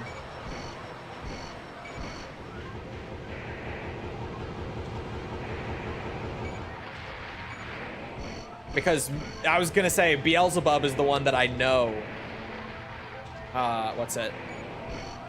Brought back a lot of them, like all in one mod. I've never played with Beelzebub. I'm a Devolution guy because I like that more vanilla D1 experience with just like quality of life and making it run better on modern systems more smoothly. But I think about checking out Beelzebub sometimes. It seems like it would be fun for a playthrough someday.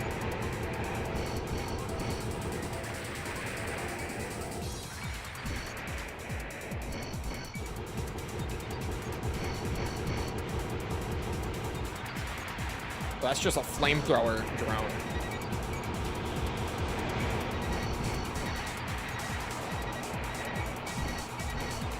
See all the new cut content? Yeah.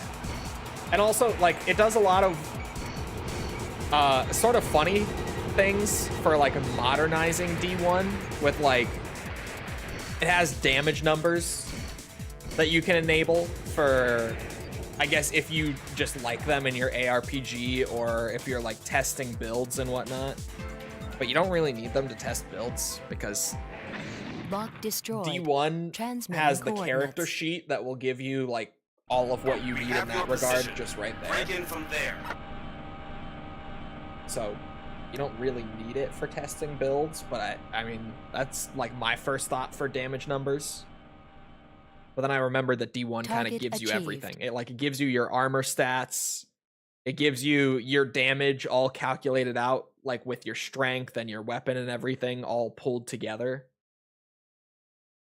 So I don't know why you would use that to test when the character sheet's right there, but like it works. It's better than Hellfire.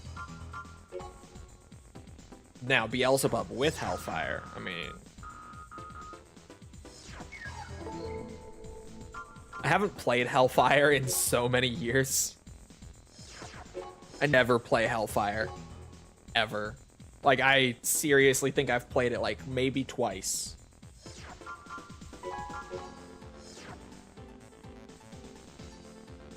Still want my AC/DC tickets that Demon promised me.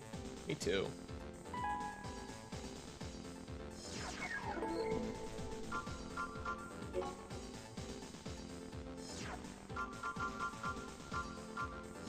I'm gonna run that one again real quick because I forgot to record it. Thank you. I mean, what? Huh? What was that? We have reached the target. The main core will arrive in 6 minutes. Find the entrance before then. System engaged. The Easter egg is the best part. Probably is, actually. I was gonna be like, is that the best part? The sun is not out today. No, it's storming right now. Ooh, shit. Very moody lighting. Yeah. I totally meant to do that, actually. It's 4. 4. 5? 5. It's 5.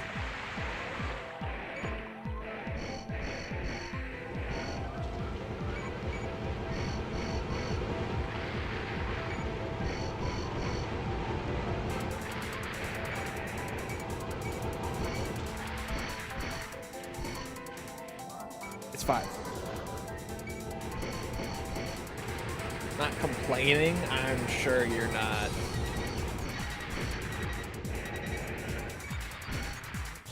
When False and I played Diablo, we did not play Hellfire. Speaking of not playing Hellfire.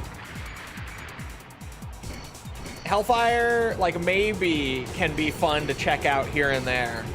But for a first-time Diablo experience, never Hellfire. Ever. It would be Lock unacceptable. destroyed. Transmitting coordinates. We'll see you around, Groka. Have a good rest of your day. We have your position. Break in from there.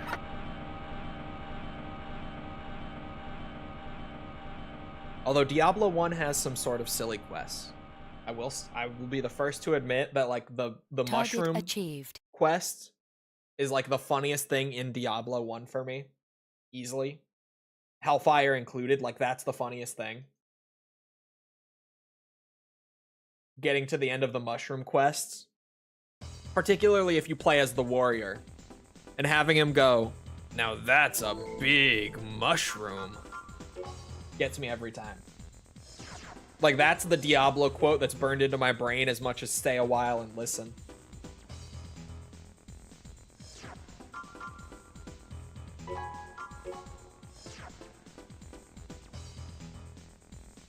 It'd be a shame if you have to stay another day. Do you realize where I'm from? I get what you're saying, but like, had that quote too. Yeah, but it's a different voice actor between them, and the warrior one is funnier to me. Like the warrior's delivery is funnier.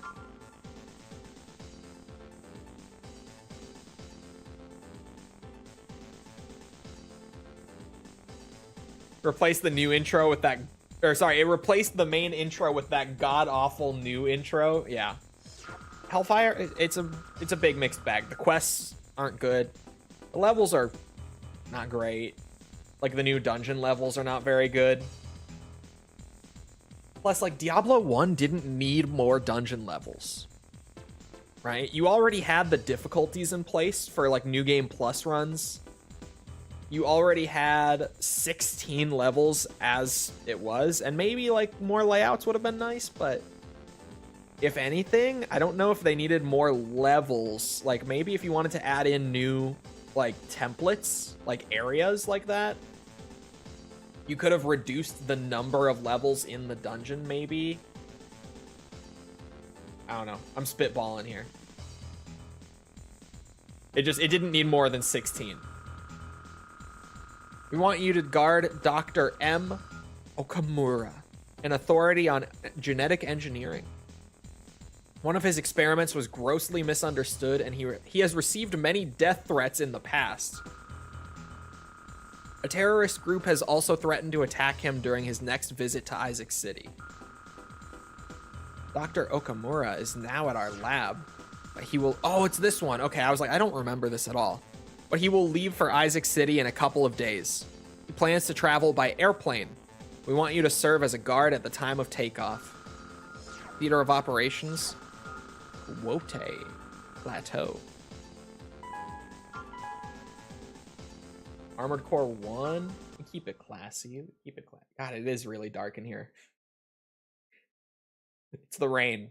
It's the rain outside, man. All the lights are on in here. System it's just the lack of sunlight from outside. Tower to Raven, come in.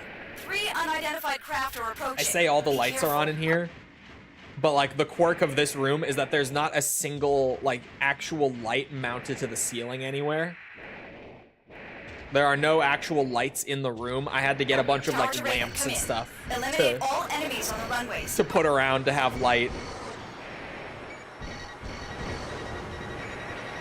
You look like you write poetry. Oh, I do. You told me not to get it. Well, I already have all my lamps. And no remaining desk space was the bigger issue. Hey, you said the Spider-Man lamp was too expensive to buy anyway. What are you upset about? This is performative right here. Chat. Enemy transport She's doing it. She's doing the thing. Reinforcements. She's performatively upset about not being able to get me this lamp. Even though yesterday she said she really would rather not anyway. The doctor just took off safely from another airport. Oh. We're gonna blow up that airplane along with the enemy craft. Stand back.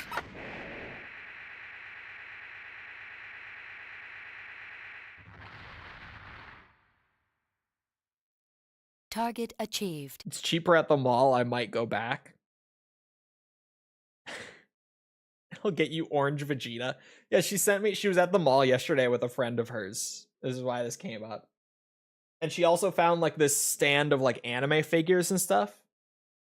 And they had a Majin Vegeta, but his hair was like orange. Like orange, the color of an orange peel, orange. And I just was like, why? Like the rest of the Dragon Ball section that she sent me was great. But Vegeta, and there was also a Super Saiyan 2 Teen Gohan there that had the same like orange hair. Which is like, why do they have orange hair? Irish Vegeta. It was so strange. Just 2 of the figures out of the bunch had like orange ass hair. Orange peels are green though.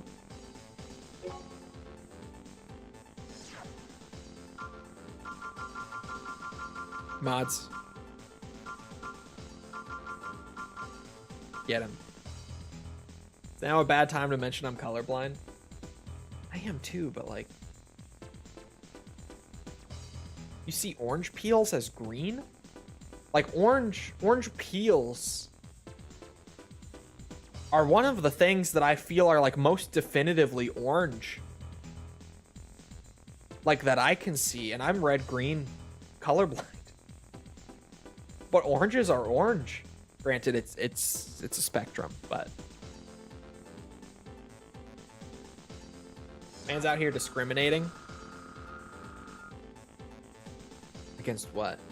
Color blindness that I also have.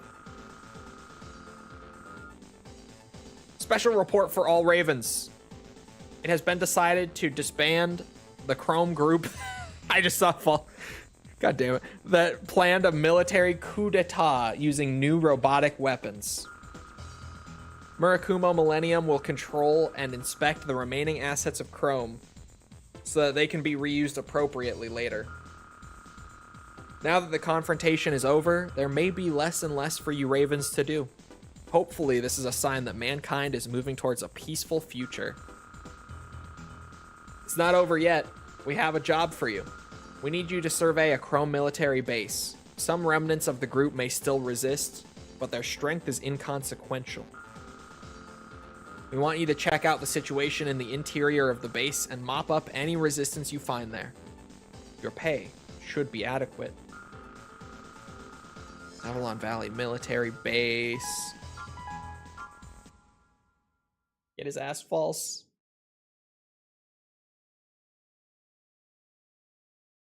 But why? We've arrived at the combat area. Right. We'll leave as soon as your AC is deployed.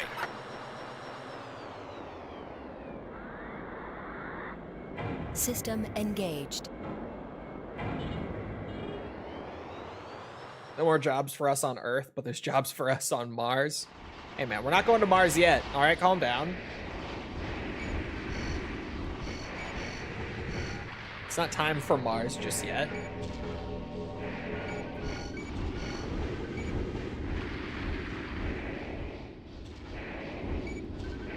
I am getting the itch to replay other older AC games outside of AC1. I've done a lot of replaying AC1 in like the last couple months, few months. My last few months have been a blur because of all the moving and stuff. Maybe my next Gen 1 run could be Project Phantasma. That at least would be a little new. And AC2, I do have a bit of a Gen 2 itch. I won't lie. I'm a big AC2 fan. Not a big Another Age fan, but a big AC2 fan. I feel like Gen 2 is the only... Well, I don't know. 3, I feel kind of similarly, maybe. I would have to replay the Gen 3 games, but... I feel like Gen 2 is the only one where I don't think the expansion is as good as the base game. Like, I don't think Another Age hits the highs that AC2 hits, you know? Gen 2 feels slower. It does. Gen 2, like, compared to Gen 1, I feel like the best way to put it is, like, it feels slower, yet smoother, but slower. Weird description, but true. I think AC3 base is overall the best Gen 3 game also. Whoa, whoa, whoa. The way that you say that, I'm assuming you include 3.5 with 3. I like to distinguish them. So, like, for me, 3 and Silent Line are Gen 3. And then Nexus, Ninebreaker, and Last Raven are, like, their own gen. They feel like it, at the very least. Even though technically they're not a new gen, they definitely feel like it.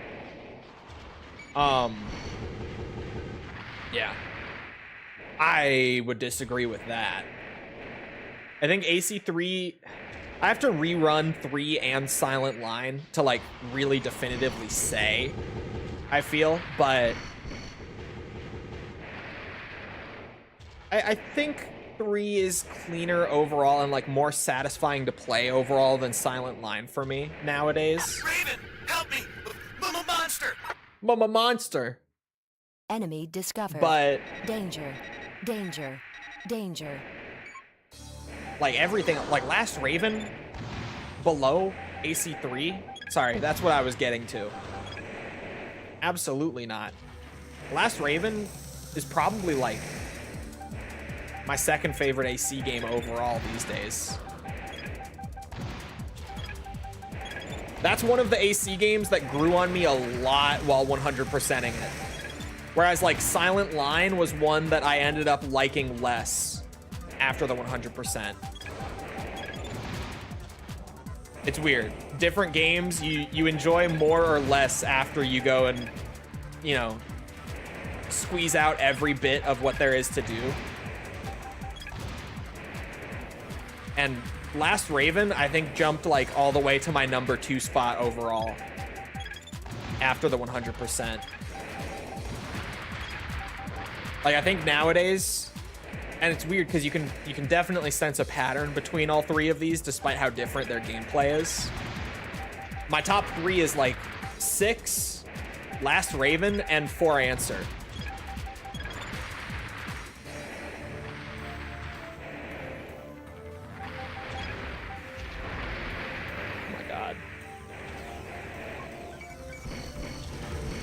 Story and atmosphere of 3 are truly special. True. Target Just because I eat achieved. eyelids and penis does not make me a bad person.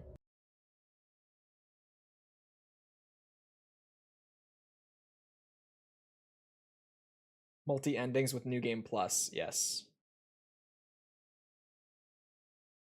Hold on. That's the big, like, thread between them.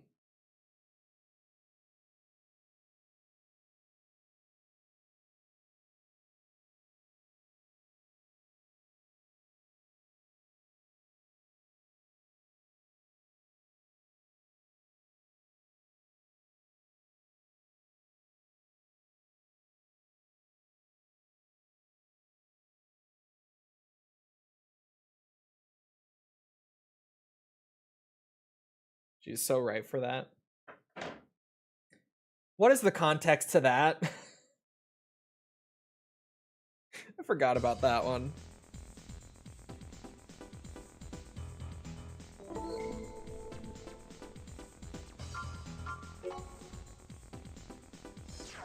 Hot dogs. Oh, okay. Eyelids and penis. I got you. I can see that being the context. The Chrome have finally started an armed uprising. Socially, they have been in a cornered position, but it seems that they have finally made their move. We wish no unnecessary fighting, but their mere presence is a danger to all humanity. If we don't crush the bad seeds, the roots will again begin to spread. Justice is ours. Our elite troops have come under attack in various regions. The war situation is going just as we had expected. However, we miscalculated. We had to fight pitched battles against Chrome detachments appearing above ground. Several military bases were attacked and suffered crippling blows. According to reports, the enemy is a small detachment of 5 to 6 MTs, but their capabilities cannot be taken lightly. They are probably Chrome's latest models. From the enemy's attack vectors, their next target is probably a military base in the Zam Desert. We want you to head to the base ASAP and engage the enemy detachment. I don't recall this mission. Even after that entire briefing and like the map popping up, I'm sure as soon as I load into it, I'll be like, oh, this one. But I don't even know what I'm loading into right now. System engaged. No, I still really don't. Other than this map gets reused in Project Phantasma as an arena map. Oh. Okay. Good mission. The one where they actually deploy these MTs for real.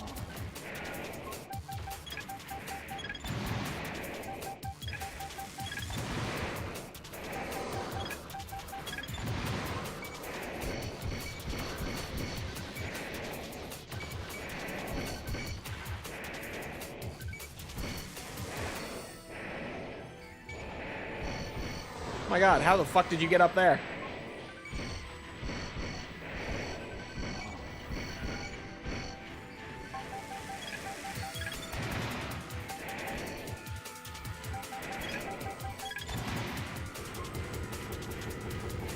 I remember this from Target Phantasma. achieved. Yeah, I was like, I don't recognize that map when it popped up in the briefing.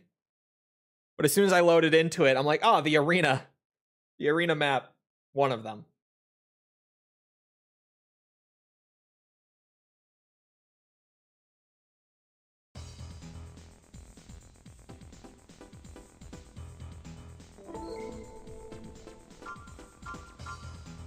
You know, I just read back the thing about like me valuing gameplay most DS. I think that's probably why my Armored Core opinions tend to be pretty different from a lot of the community. I think it's because for me, just like the core gameplay and like the variety and the replayability are like my three shining beacons for Armored Core. I think that's probably why my opinions tend to be so different.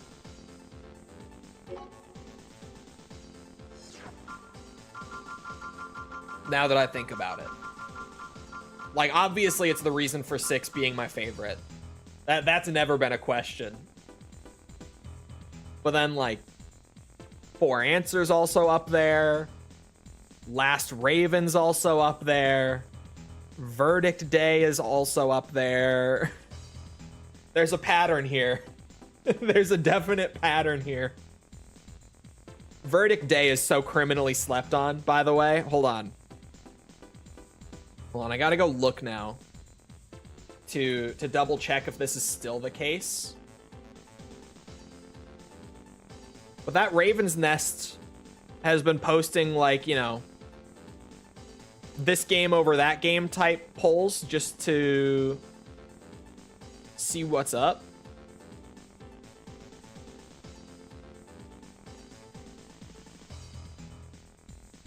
Where is it? Which, here. Yeah, it is still the case. Bro, oops, I accidentally opened Steam. And it's breaking my shitty, there we go.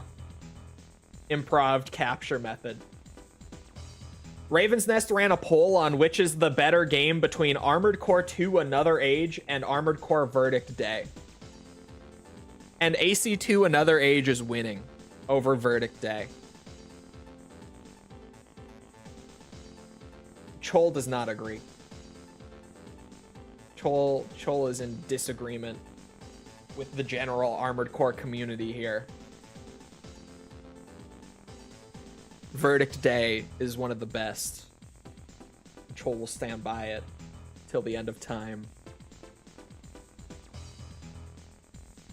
Core gameplay, I see what you did there. Yeah.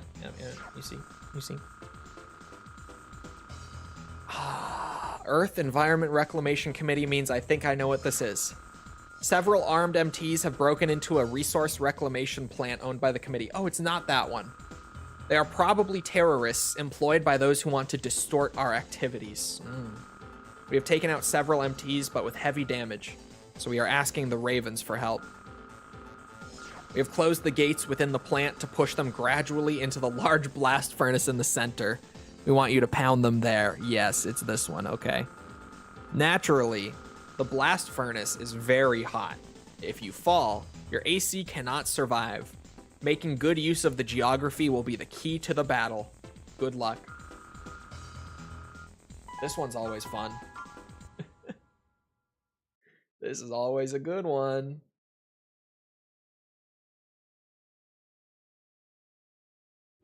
System engaged. Oh boy. Here we go.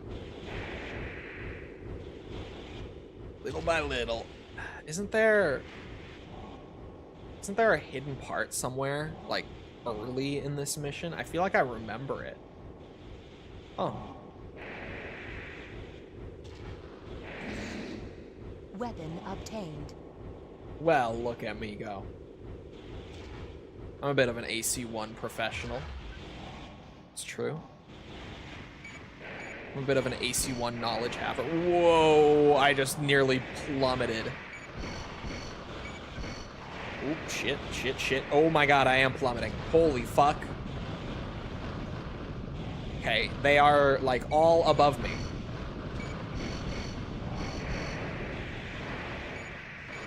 Maybe should have waited on that boost up. Oh my god.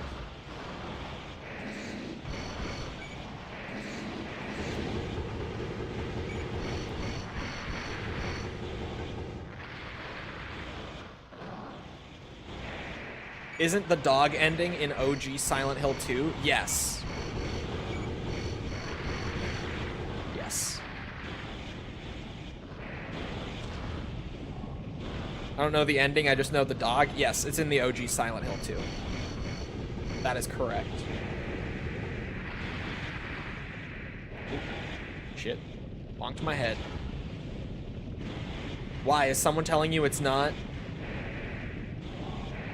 It's okay. Silent Hill fans haven't actually played the games, if so they can be forgiven.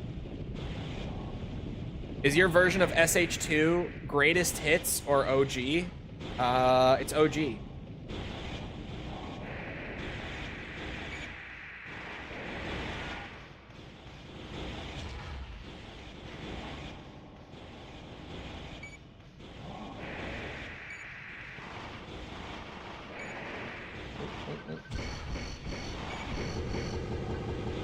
Target achieved.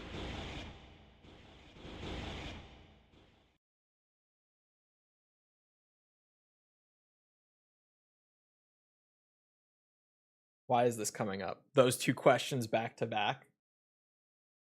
It's New Game Plus, right? Yeah, to get the dog ending, you have to complete every other ending in the game.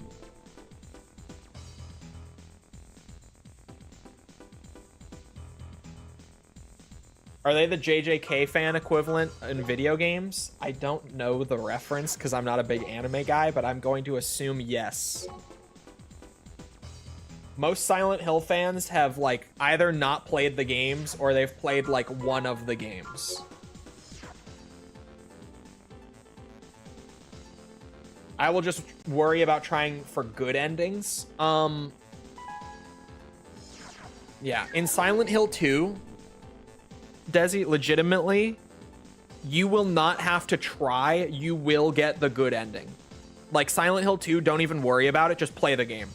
You will get the good ending, and if you don't, I'll eat my underwear, because you will. Like, it's possible to get 3 endings on your first playthrough of Silent Hill 2, but if you're not putting in effort to get the other ones, you're going to get the good ending. Like, 99% of the time. You kind of have to actively try to get the non-good endings in Silent Hill 2.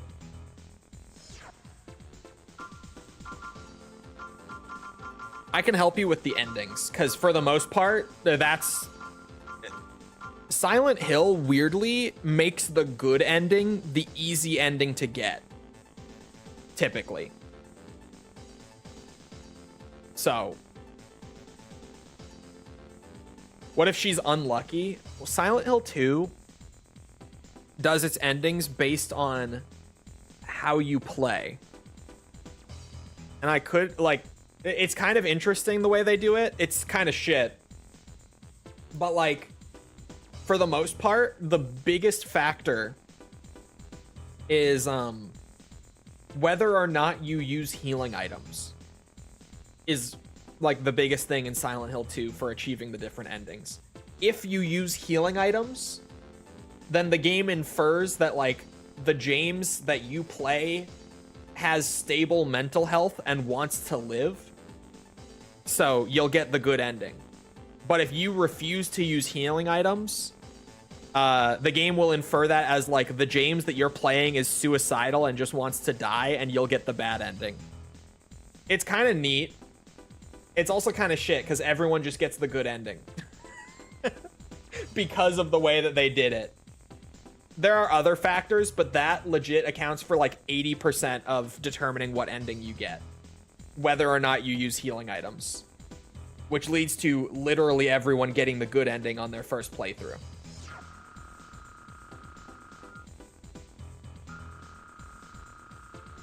The other day, one of our special transports crashed while flying over the Naglarder area. Naglarder? Satellite images show the wreck near the center of a giant crater called Big Hit. Yes, of course, Big Hit. We are not worried about the cargo, but the problem is records of our transactions are stored in the transport's computer. They are encrypted, but not absolutely safe. Sorry, I'm laughing at Big Hit, the crater name. Unconfirmed reports put a Murakumo detachment in the area. You must completely destroy the nose section holding the recorder. Destroy all Murakumo on site. If you let even one of them escape, your mission will fail. Be sure to shoot them all down. That is all.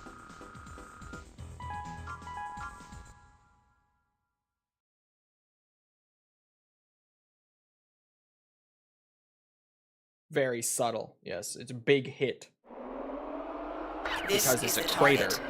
The nose of the downed plane is in the center of the crater. Destroy it. Thus, you can infer System engaged. that the crater is the result of Enemy a big found. hit.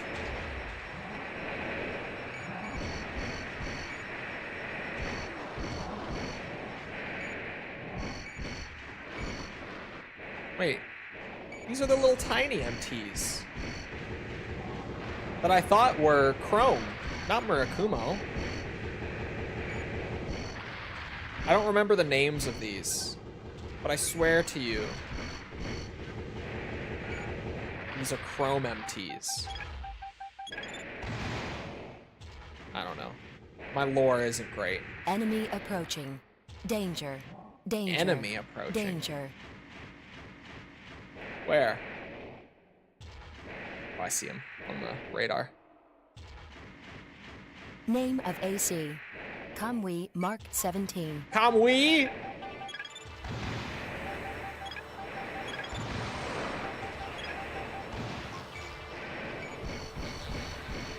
Oh my god, none of those hit.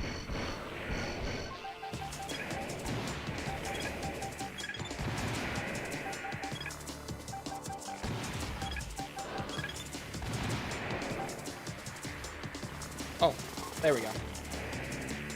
You just like insta exploded, I guess. Target achieved.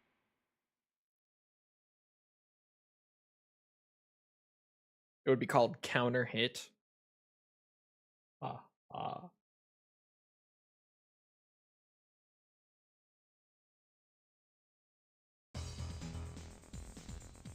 Wait, False, why did you ask me about the dog ending? Because you're trying to plan out like what endings to get?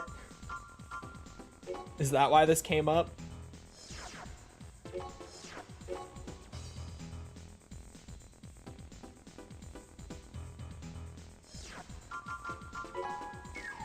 Oops.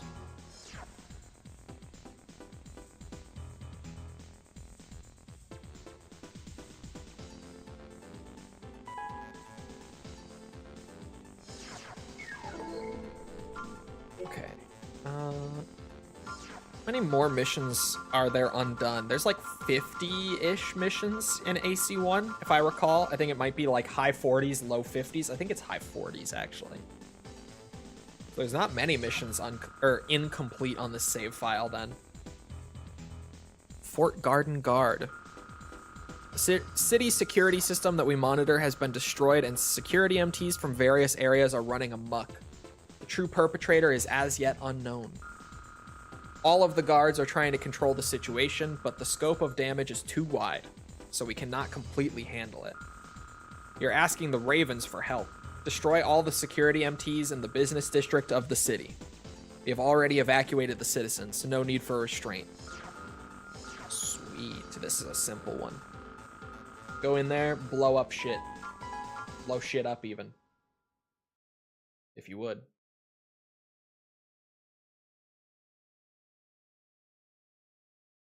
System engaged. Oh my god. Okay, the Karasawa sometimes is like too disgusting. That's unreal.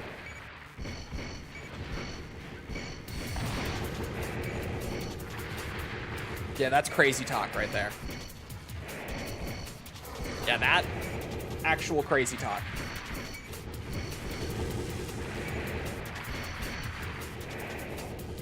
Target achieved. Just two-shot everything in this mission. Pew pew, dead. 16k profit. Okay, you know, for a non-human plus build, it is pretty good. Because that was just OP as shit. Like in those later game missions, it doesn't feel that good. And then you randomly go back to like an early game mission and holy fuck. Not many missions left. 2, 3. There's literally 3. Release organisms? We have uncovered the true nature of the mysterious organisms that appeared in Gal City. They are not organisms, but rather a type of biological weapon. They were developed by Chemical Dyne Corporation, a biochemical manufacturer allied with Chrome. They were lax in telling the truth and taking responsibility for the incident. This is your mission. Break into Chemical Dyne's research facility. Search for biological weapons and release all of them upon discovery. The facility is certain to have a considerable number of test species. Releasing them all will certainly cause the facility to collapse. This will cause much damage to Chrome. This may seem like a dirty trick, but it is the most effective method to stop Chrome from running amok. Naturally, do not bother the biological weapons. We will deduct 500 credits from your pay for each one killed. Detailed instructions will be given to you by radio after you have entered the facility. That's good, that helps. I don't remember this one necessarily. But let's give her a go. A gander.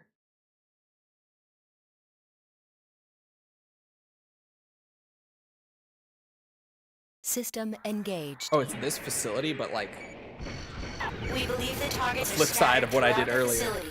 Release them as soon as you find them. Will do. I do remember this then. All of a sudden.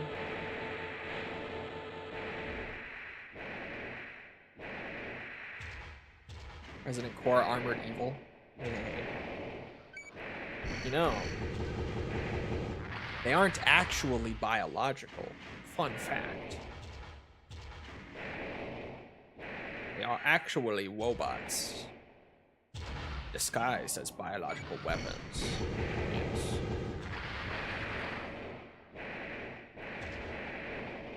Often forgotten lore.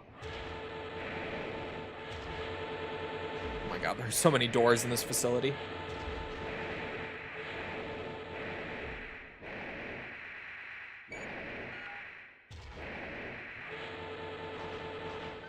There it is. I believe the device on the wall is the lock mechanism. Destroy it. What if I... Oh. Okay. Turrets have to go. 2 shots? And then if I angle this right, will the blade... Look, will the blade hit it? Okay, I'll shoot it. Trouble in the test vats. Lab and security personnel proceed to the site immediately. I think we've been noticed. Hurry up and get to the next one. You think we've been noticed, huh? What makes you think that?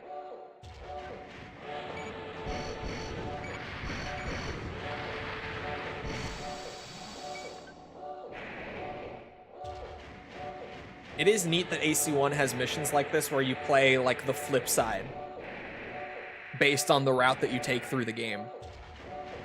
Like earlier this stream, we played this mission on the side of the bioweapons have gotten out and need to be contained, eliminated even. And now doing like the extra missions to clean up, we get the flip side of it where we go release the bioweapons.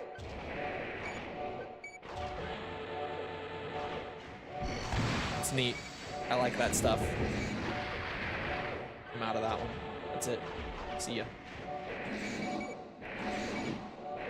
Does this just not open? Oh, it does open.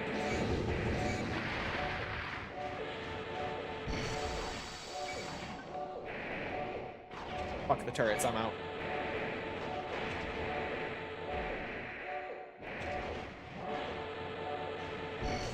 Yes, let's go. I'm out. Finished this not too long ago along with Phantasma. They're good. Moving to MOA now, such a great series for PS1. MOA is my favorite PS1 Armored Core for sure. So if you like the first two, you're probably gonna like MOA a lot. Oh yeah, this puts you in the... never mind. I'm back out. Holy camera.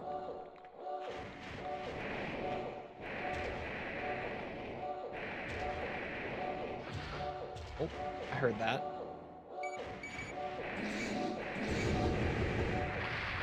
Let me through.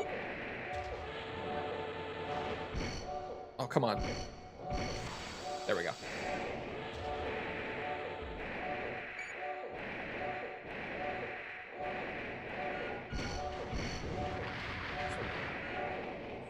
I just realized how low my energy is.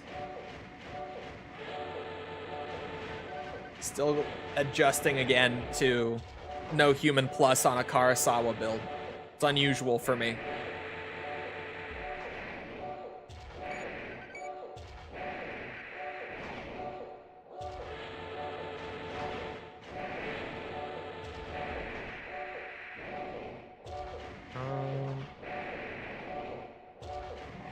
I guess it's just this door then. Zip right through. Yo, let's go.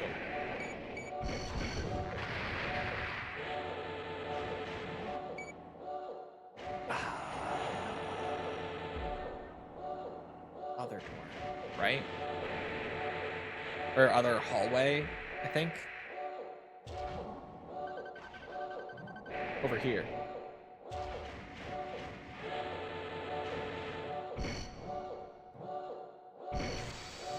Just makes the game too easy for me, at least. Yeah, Human Plus, in my experience, is more like a... What's it? It's fun to fuck around with after you've played the games, right? Like, it's fun to do certain builds with or without it.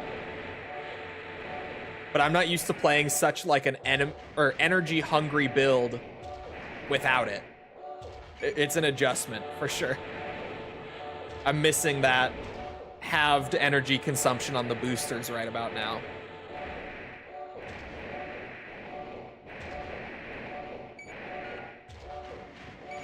Moments like these. I think I already got this one, right?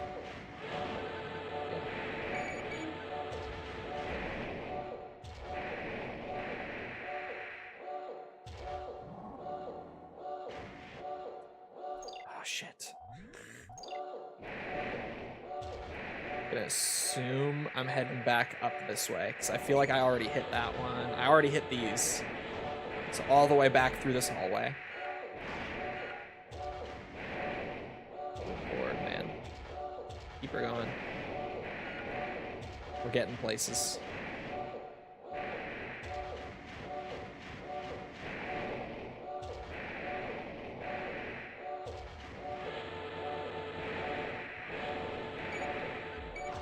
Been into this one? No. Beautiful.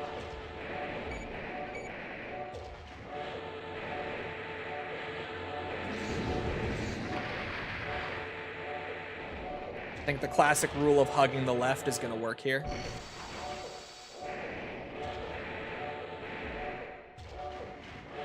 Because there are 2 Human Plus energy buffs. Yeah. Gen 2's Human Plus is some crazy shit.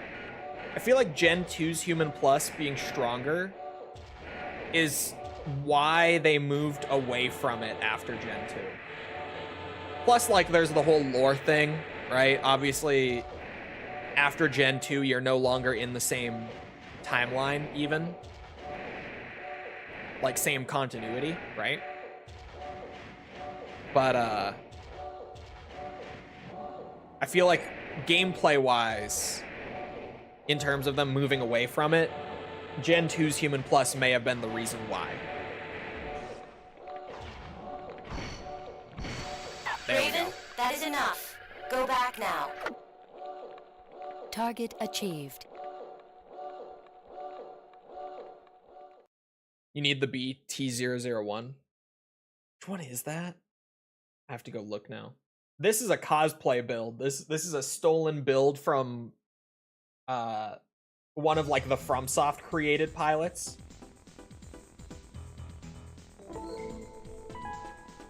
I'm just fucking around with that, but don't remember the 001. We'll use healing items because I suck. Yeah, so you'll get the good ending. And like, I knew you would use the healing items naturally. Not because you suck, of course, but... Oh, yeah. Yeah, these are actually good for saving on the energy drain. Shocked the creators don't build efficient ACs. That's, you see, you do enough building the efficient ACs, and then it gets to the point of like, what if we just made fun ACs? And granted, the efficient stuff is fun, but like, it's a different kind of fun, right? Once you've played with the really good stuff, like the optimal stuff a few times, playing with the less optimal stuff is weirdly enjoyable, because like having weaknesses in your build that you have to account for can make things a lot more interesting when you go back for, you know, the 5th playthrough or whatever it might be. It's weird that it actually makes it more fun once you've played the game a few times, right? We just got a terrifying communique from the terrorist group Imminent Storm. They said that they are occupying the air cleaner above Isaac City. This unit takes air from above ground, cleans it, and sends it down to the underground city. It is literally the city's lifeline. Their demands are for the immediate dismantling of Murakumo Millennium, who they say has become the ringleader of social decay. Their false accusations are brash. Their recent activities have been a string of failures thanks to you Ravens. This is a desperate act of desperate men willing to die with honor. Eliminate them quickly. Note that the air cleaner has an extremely complex structure due to repeated retrofits with the expansion of the underground city. Be careful. This mission is fun. I'm mixed on this one only because I typically get lost during it. I pretty much always get to a point where I'm missing like one thing and lose track of where to go. System engaged. I thought those were proximity. I'll just tank it. Did that just one-shot him? Okay. Karasawa doing its thing, I suppose. Where are we? No auto map in this mission is a real bitch. Raven, Lord have mercy, we found that there is a hidden tank containing poison gas. Just in case, we will halt the fans. We have stopped the fans. We can only stop them for 10 minutes. Find that tank quickly. Is that what's up here? Or is it like a... Ooh, there's a second. Whoa! Wasn't trying to go down that far.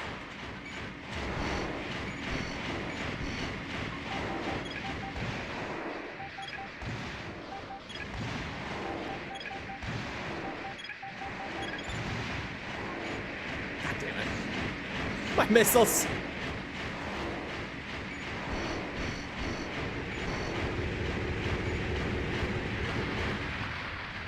Okay. Now let's go up. Okay, got it. It was a little awkward, but it works. Shit. Shit. It is not all the way up here. Ooh, ooh, ooh. Nineball's missiles are kind of trash. How dare you?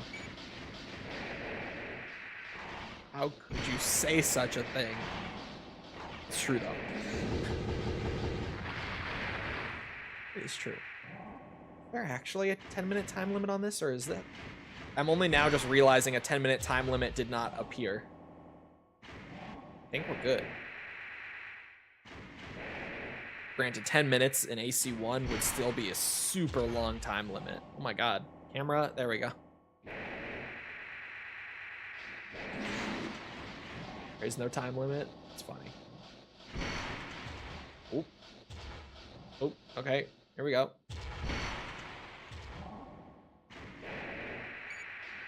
.5, they're good because it uses micro missiles. 9-ball in 9-breaker in general is actually very cool. It's a slept-on 9-ball appearance. Everyone always talks about like AC1 / Master of Arena. Everyone always talks about the book. I can't remember the name off the top of my head. But there's an old novelization where his build is a little different. Where he uses like Karasawa and stuff. So people tend to do like that variation of 9-ball for cosplays a lot. Because it's just better in-game.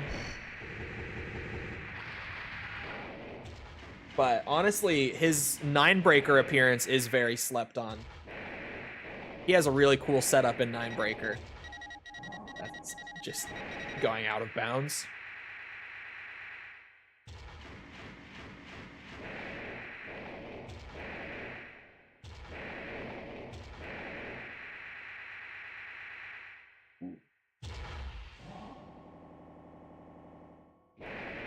Oh, Hazriel, how's it going?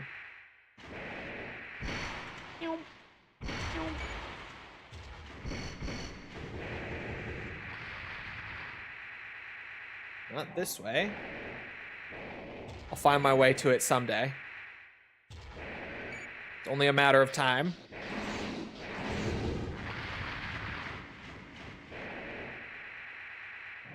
Oh, it's not this way. Still studying? Studying for what now?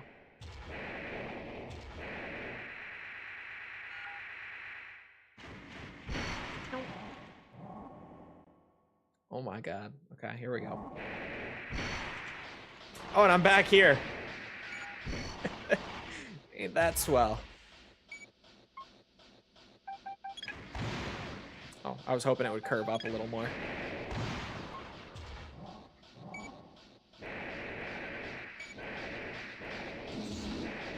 Ooh. Is it maybe this way? Oh, there's 2 MTs in here.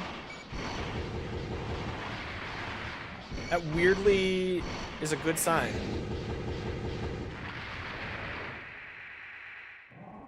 It's not that way.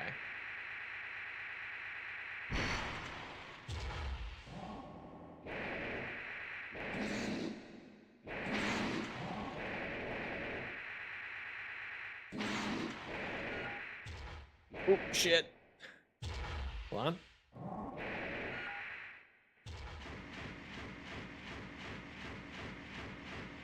Gynecology test?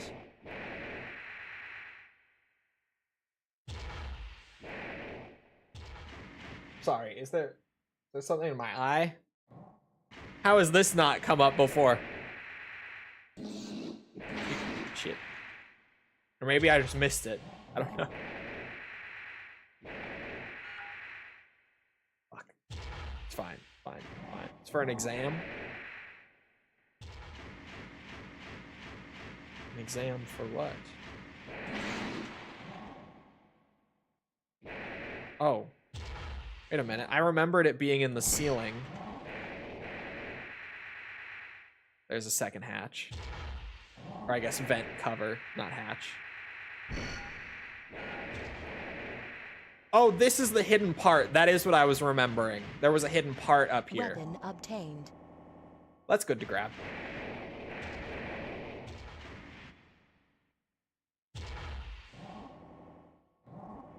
Okay, hold on now. Looks like I've gone through every hatch, which means that it's one of those like floor hatches in the middle of a path somewhere. My physiotherapy license. Make a study. And they make you study fucking. I guess you would need like a basic understanding of it. for physiotherapy. I can actually see that now that I say it out loud. Like, thinking about it now. That does make sense.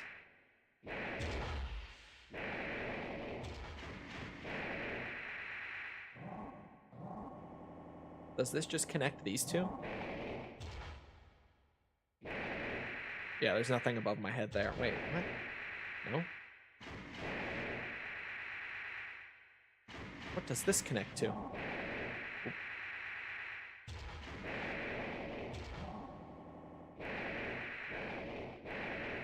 Yep, this is typically what happens when I said I always get turned around on this mission and struggle to find it. This is how it goes.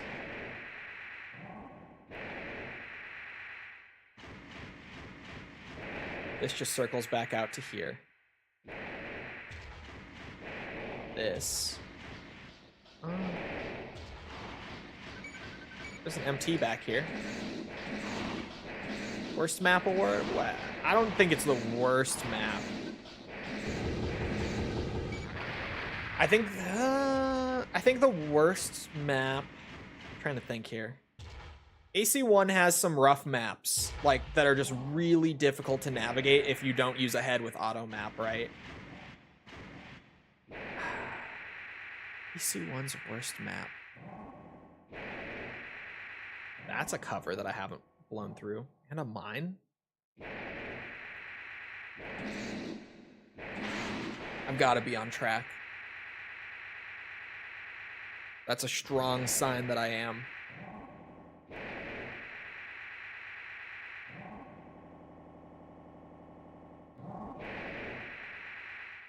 Does this go back out to the center? It does. All right, go back this way then. Really miss these AC1 streams. Oh my god, I hate the map on the space base. On the Chrome path, like near the end of the game. Hate that map. Poison Labyrinth is bad. Don't like that one. This might be a contender for me. I have such a hard time navigating this map. I feel like I'm onto something right now. I feel like I've gone through so many levels. And I'm back here.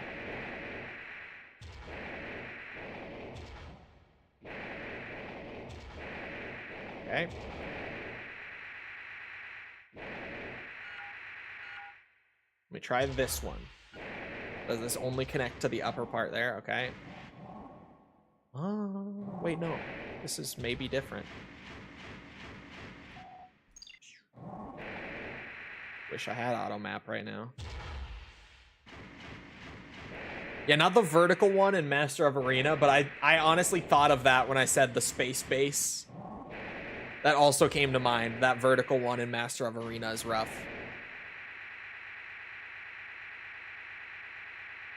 Seeing, like, I know which side I'm on now.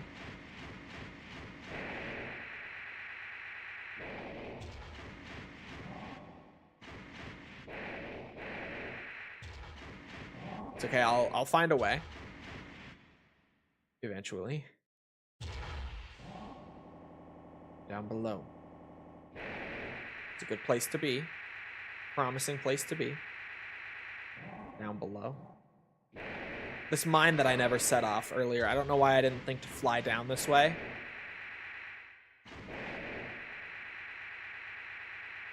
Is this just a fucking circle? God damn it.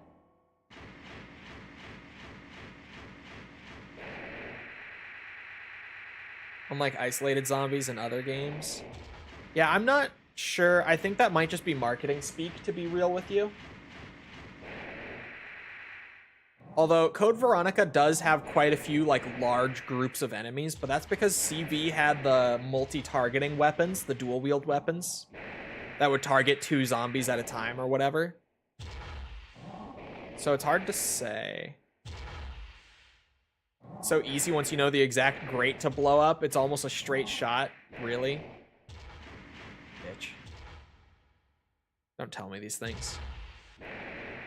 While I'm disastrously lost. Is this the same? No.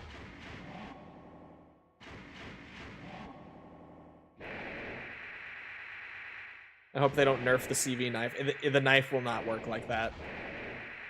That will remain an OG Code Veronica quirk. The multi-hitting knife that ends up accidentally being god tier. Oh, for fuck's sake.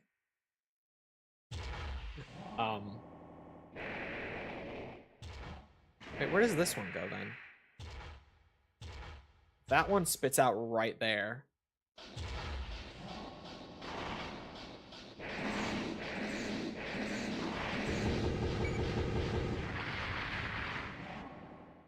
Telling me I didn't really come down here?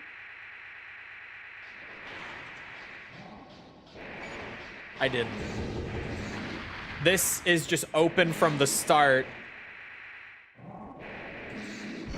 Wait a minute. Oh, there we go.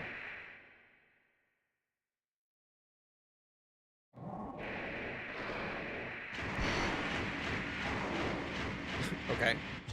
Hold on, get my energy back. I'm on to something here. We're getting places. Aha! Get laser bladed.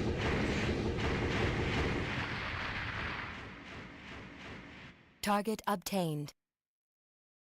Yeah, that map is kind of a nightmare for me. Absolutely.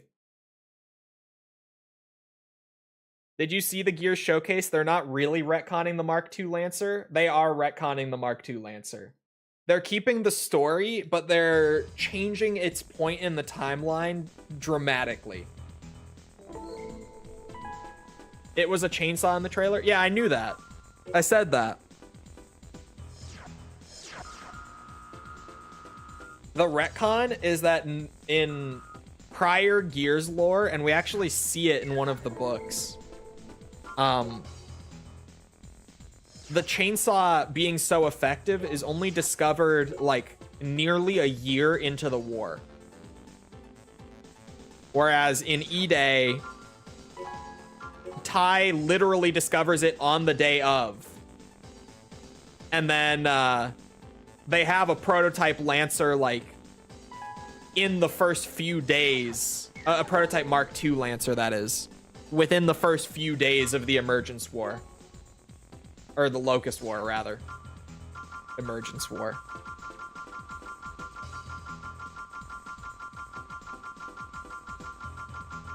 That's the retcon. Is they've changed the timing of it a lot. Just so that they can have the Mark II in E-Day. Which, like, we all knew they were gonna do. But it still kind of sucks to see it. And I always said, like, you can have the Mark II in, like, multiplayer, in horde mode, like, all that. But at least for the campaign, leave it to just the retro. That was always my stance on it. So I'm still a bit disappointed that they're going that route, but it's whatever. Judgment already was inconsistent with that lore anyway, so... And that did come out after they wrote that book, so yeah. Come participate in an AC battle that the Nest will be holding over the next few days. This invitational event pits ace pilots in AC to AC battles where the winner takes all. Naturally, there are benefits to entering. The winner of each battle will be presented with prize money and an amount equivalent to the pay for a normal mission. We will decide the opponents for the battles. You are free to choose any weapons or equipment. We are looking forward to you participating actively. I got this. I'm a bit of an arena enthusiast. I am.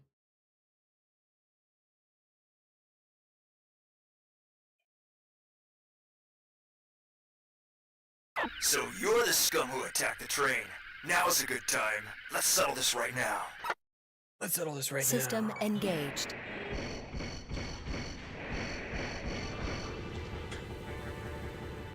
Target achieved. Yeah, the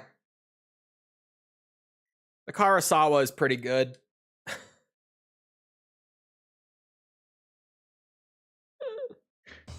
pretty good. It's a solid weapon. Expect more AC1 streams when I come back. I've been thinking maybe Project Phantasma, to be honest. It's been a consideration.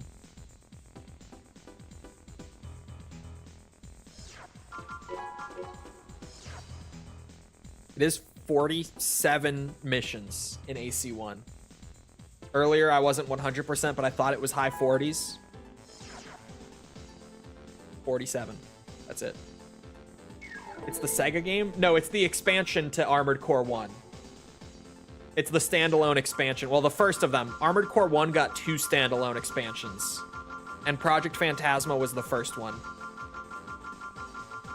Just a whole new campaign, and then it was the first Armored Core to ever have the arena in it as well. Like a proper arena, not this, which was like, you know, the first concept of the arena showing up. This little AC battle mission. Still got like 15 minutes. I am going out to pick up dinner. So if I end up in an awkward spot where like there's a few minutes left, I'm just checking what mission. Oh, okay, yeah, I'll play this. I wanted to see what mission it was because I don't know them by name. Sorry. If timing is awkward, I might leave like 5 minutes early, was what I was saying. Anyway, we have managed to obtain vital information on the terrorist group Imminent Storm. The scum plan to hide inside the city sewers and build their headquarters there. Imminent Storm has perpetrated many terrorist acts on Isaac City in the past, and the Guard has suffered bitter defeats. We will never let them build their headquarters. It's Sushi Wednesday tomorrow. It is Sushi Wednesday. Or no, today's Monday. Never mind. Yet we hesitate to act with only our weaponry. This is why we have asked the Ravens for help. Already several guards have gone ahead, but it is too dangerous for them alone. Your operation has 2 objectives. Protect the guard detachment and destroy the terrorist leader. We will deduct, or that was it. I said it like there was more. That was it. We will deduct 1,000 credits from your pay for each guard killed. Ravens, we are counting on you. Sorry, speaking of Gears E-Day, I was saying it to False last night. When that game comes out, I think that I want to do like an open lobby type thing for Horde mode.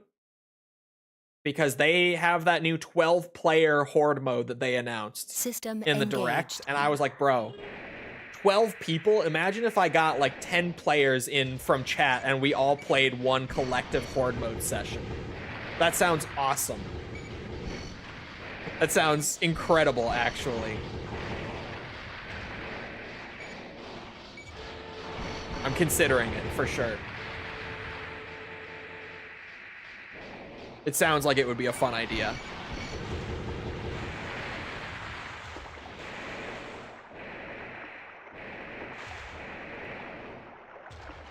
I'm gonna get obliterated. No, it's a co-op thing. Unless it's like a score attack, because it said multiple teams.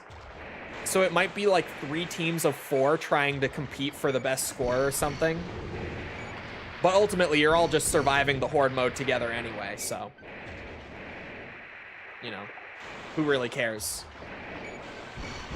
It's PvE? Yeah, it's like it's a Horde mode. Like, it's 12 players against waves and waves of locusts that spawn. And it might be like competitive scoring because they said it was like multiple teams in one game. So it might be like 3 squads of 4 competing for the most points every wave and whatnot, but... I mean, you could just play it as a 12-player Horde mode, right? That sounds awesome. Multiplayer, like Gears PvP open lobbies would be something else. Because even, like, I'm not that great at Gears multiplayer, but I'm pretty good. And the difference between someone who's all right at Gears multiplayer and someone who's never really played Gears multiplayer is massive. Just because of the crazy skill gap in that game's MP. We'll see.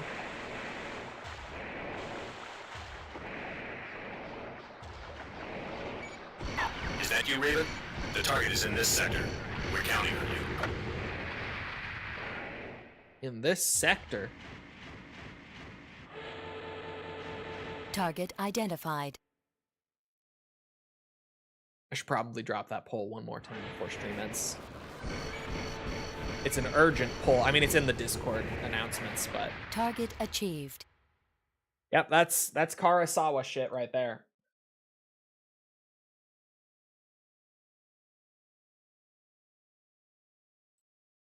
There.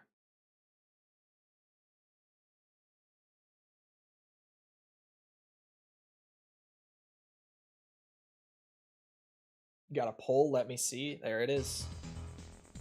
It's a short-term poll, like rapid fire short-term poll. Vote now or forever. Not whorever. Very different. Hold your peace. This is a classic AC1 mission. I will play this. I did recognize that one by name and then double check anyway, but yeah, I know this one by name. We want you to destroy a chrome gun emplacement. The gun emplacement construction site is located in an ocean buffer zone just barely outside Murakumo territory. Our repeated warnings to halt construction have been completely ignored. Chrome offers only transparent excuses about maintaining security, but their intentions are clearly a preemptive military attack. We now have no choice but to use force. This time, we have prepared an AC part as your pay. It is a prototype of the highest quality. We are counting on the Ravens. Destruction shite.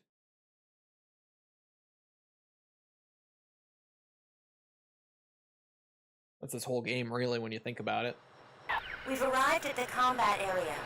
We'll leave as soon as your AC is deployed.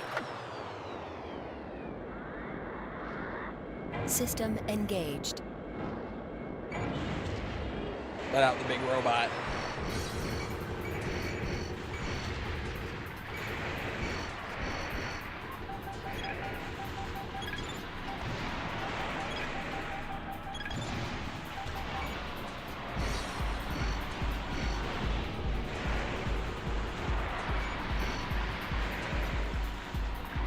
Better be here for every Doom stream. True.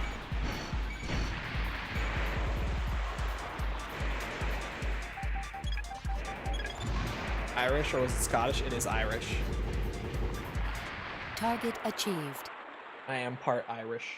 It is true.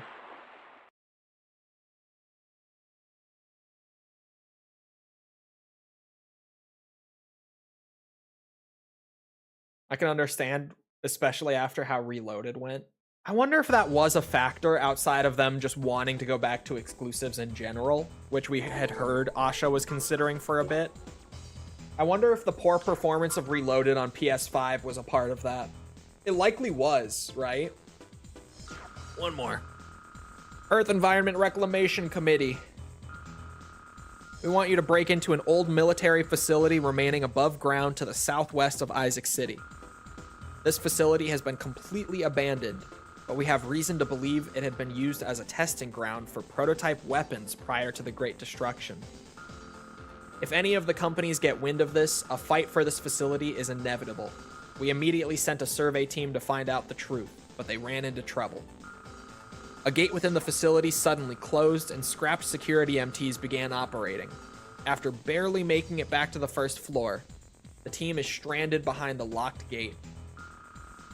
The security MTs have been repulsed for now, but we don't know how long this will last. We want you to rescue the team ASAP.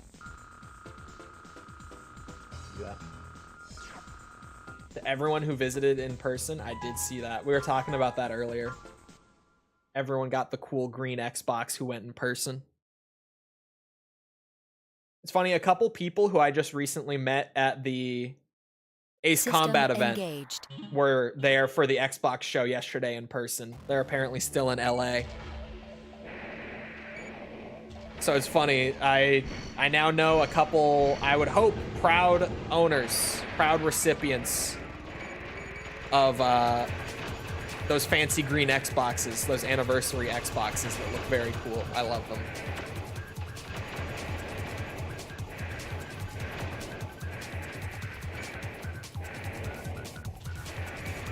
I want one too. I know. I mean, what a crazy, like, reward slash gift to give to everyone who went in person, right? More like a gift, but still crazy. Nothing this way, for fuck's sake. Take a few of you with me. I don't give a shit.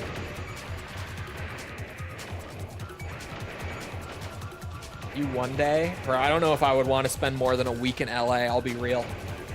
I do not like that city.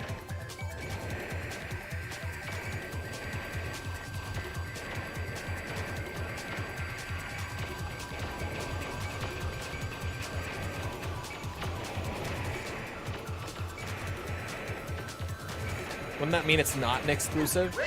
It kind of is, because Windows is still Microsoft, which is why they've historically released on both, like all their first-party stuff.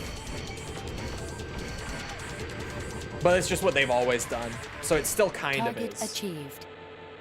Same company profits anyway.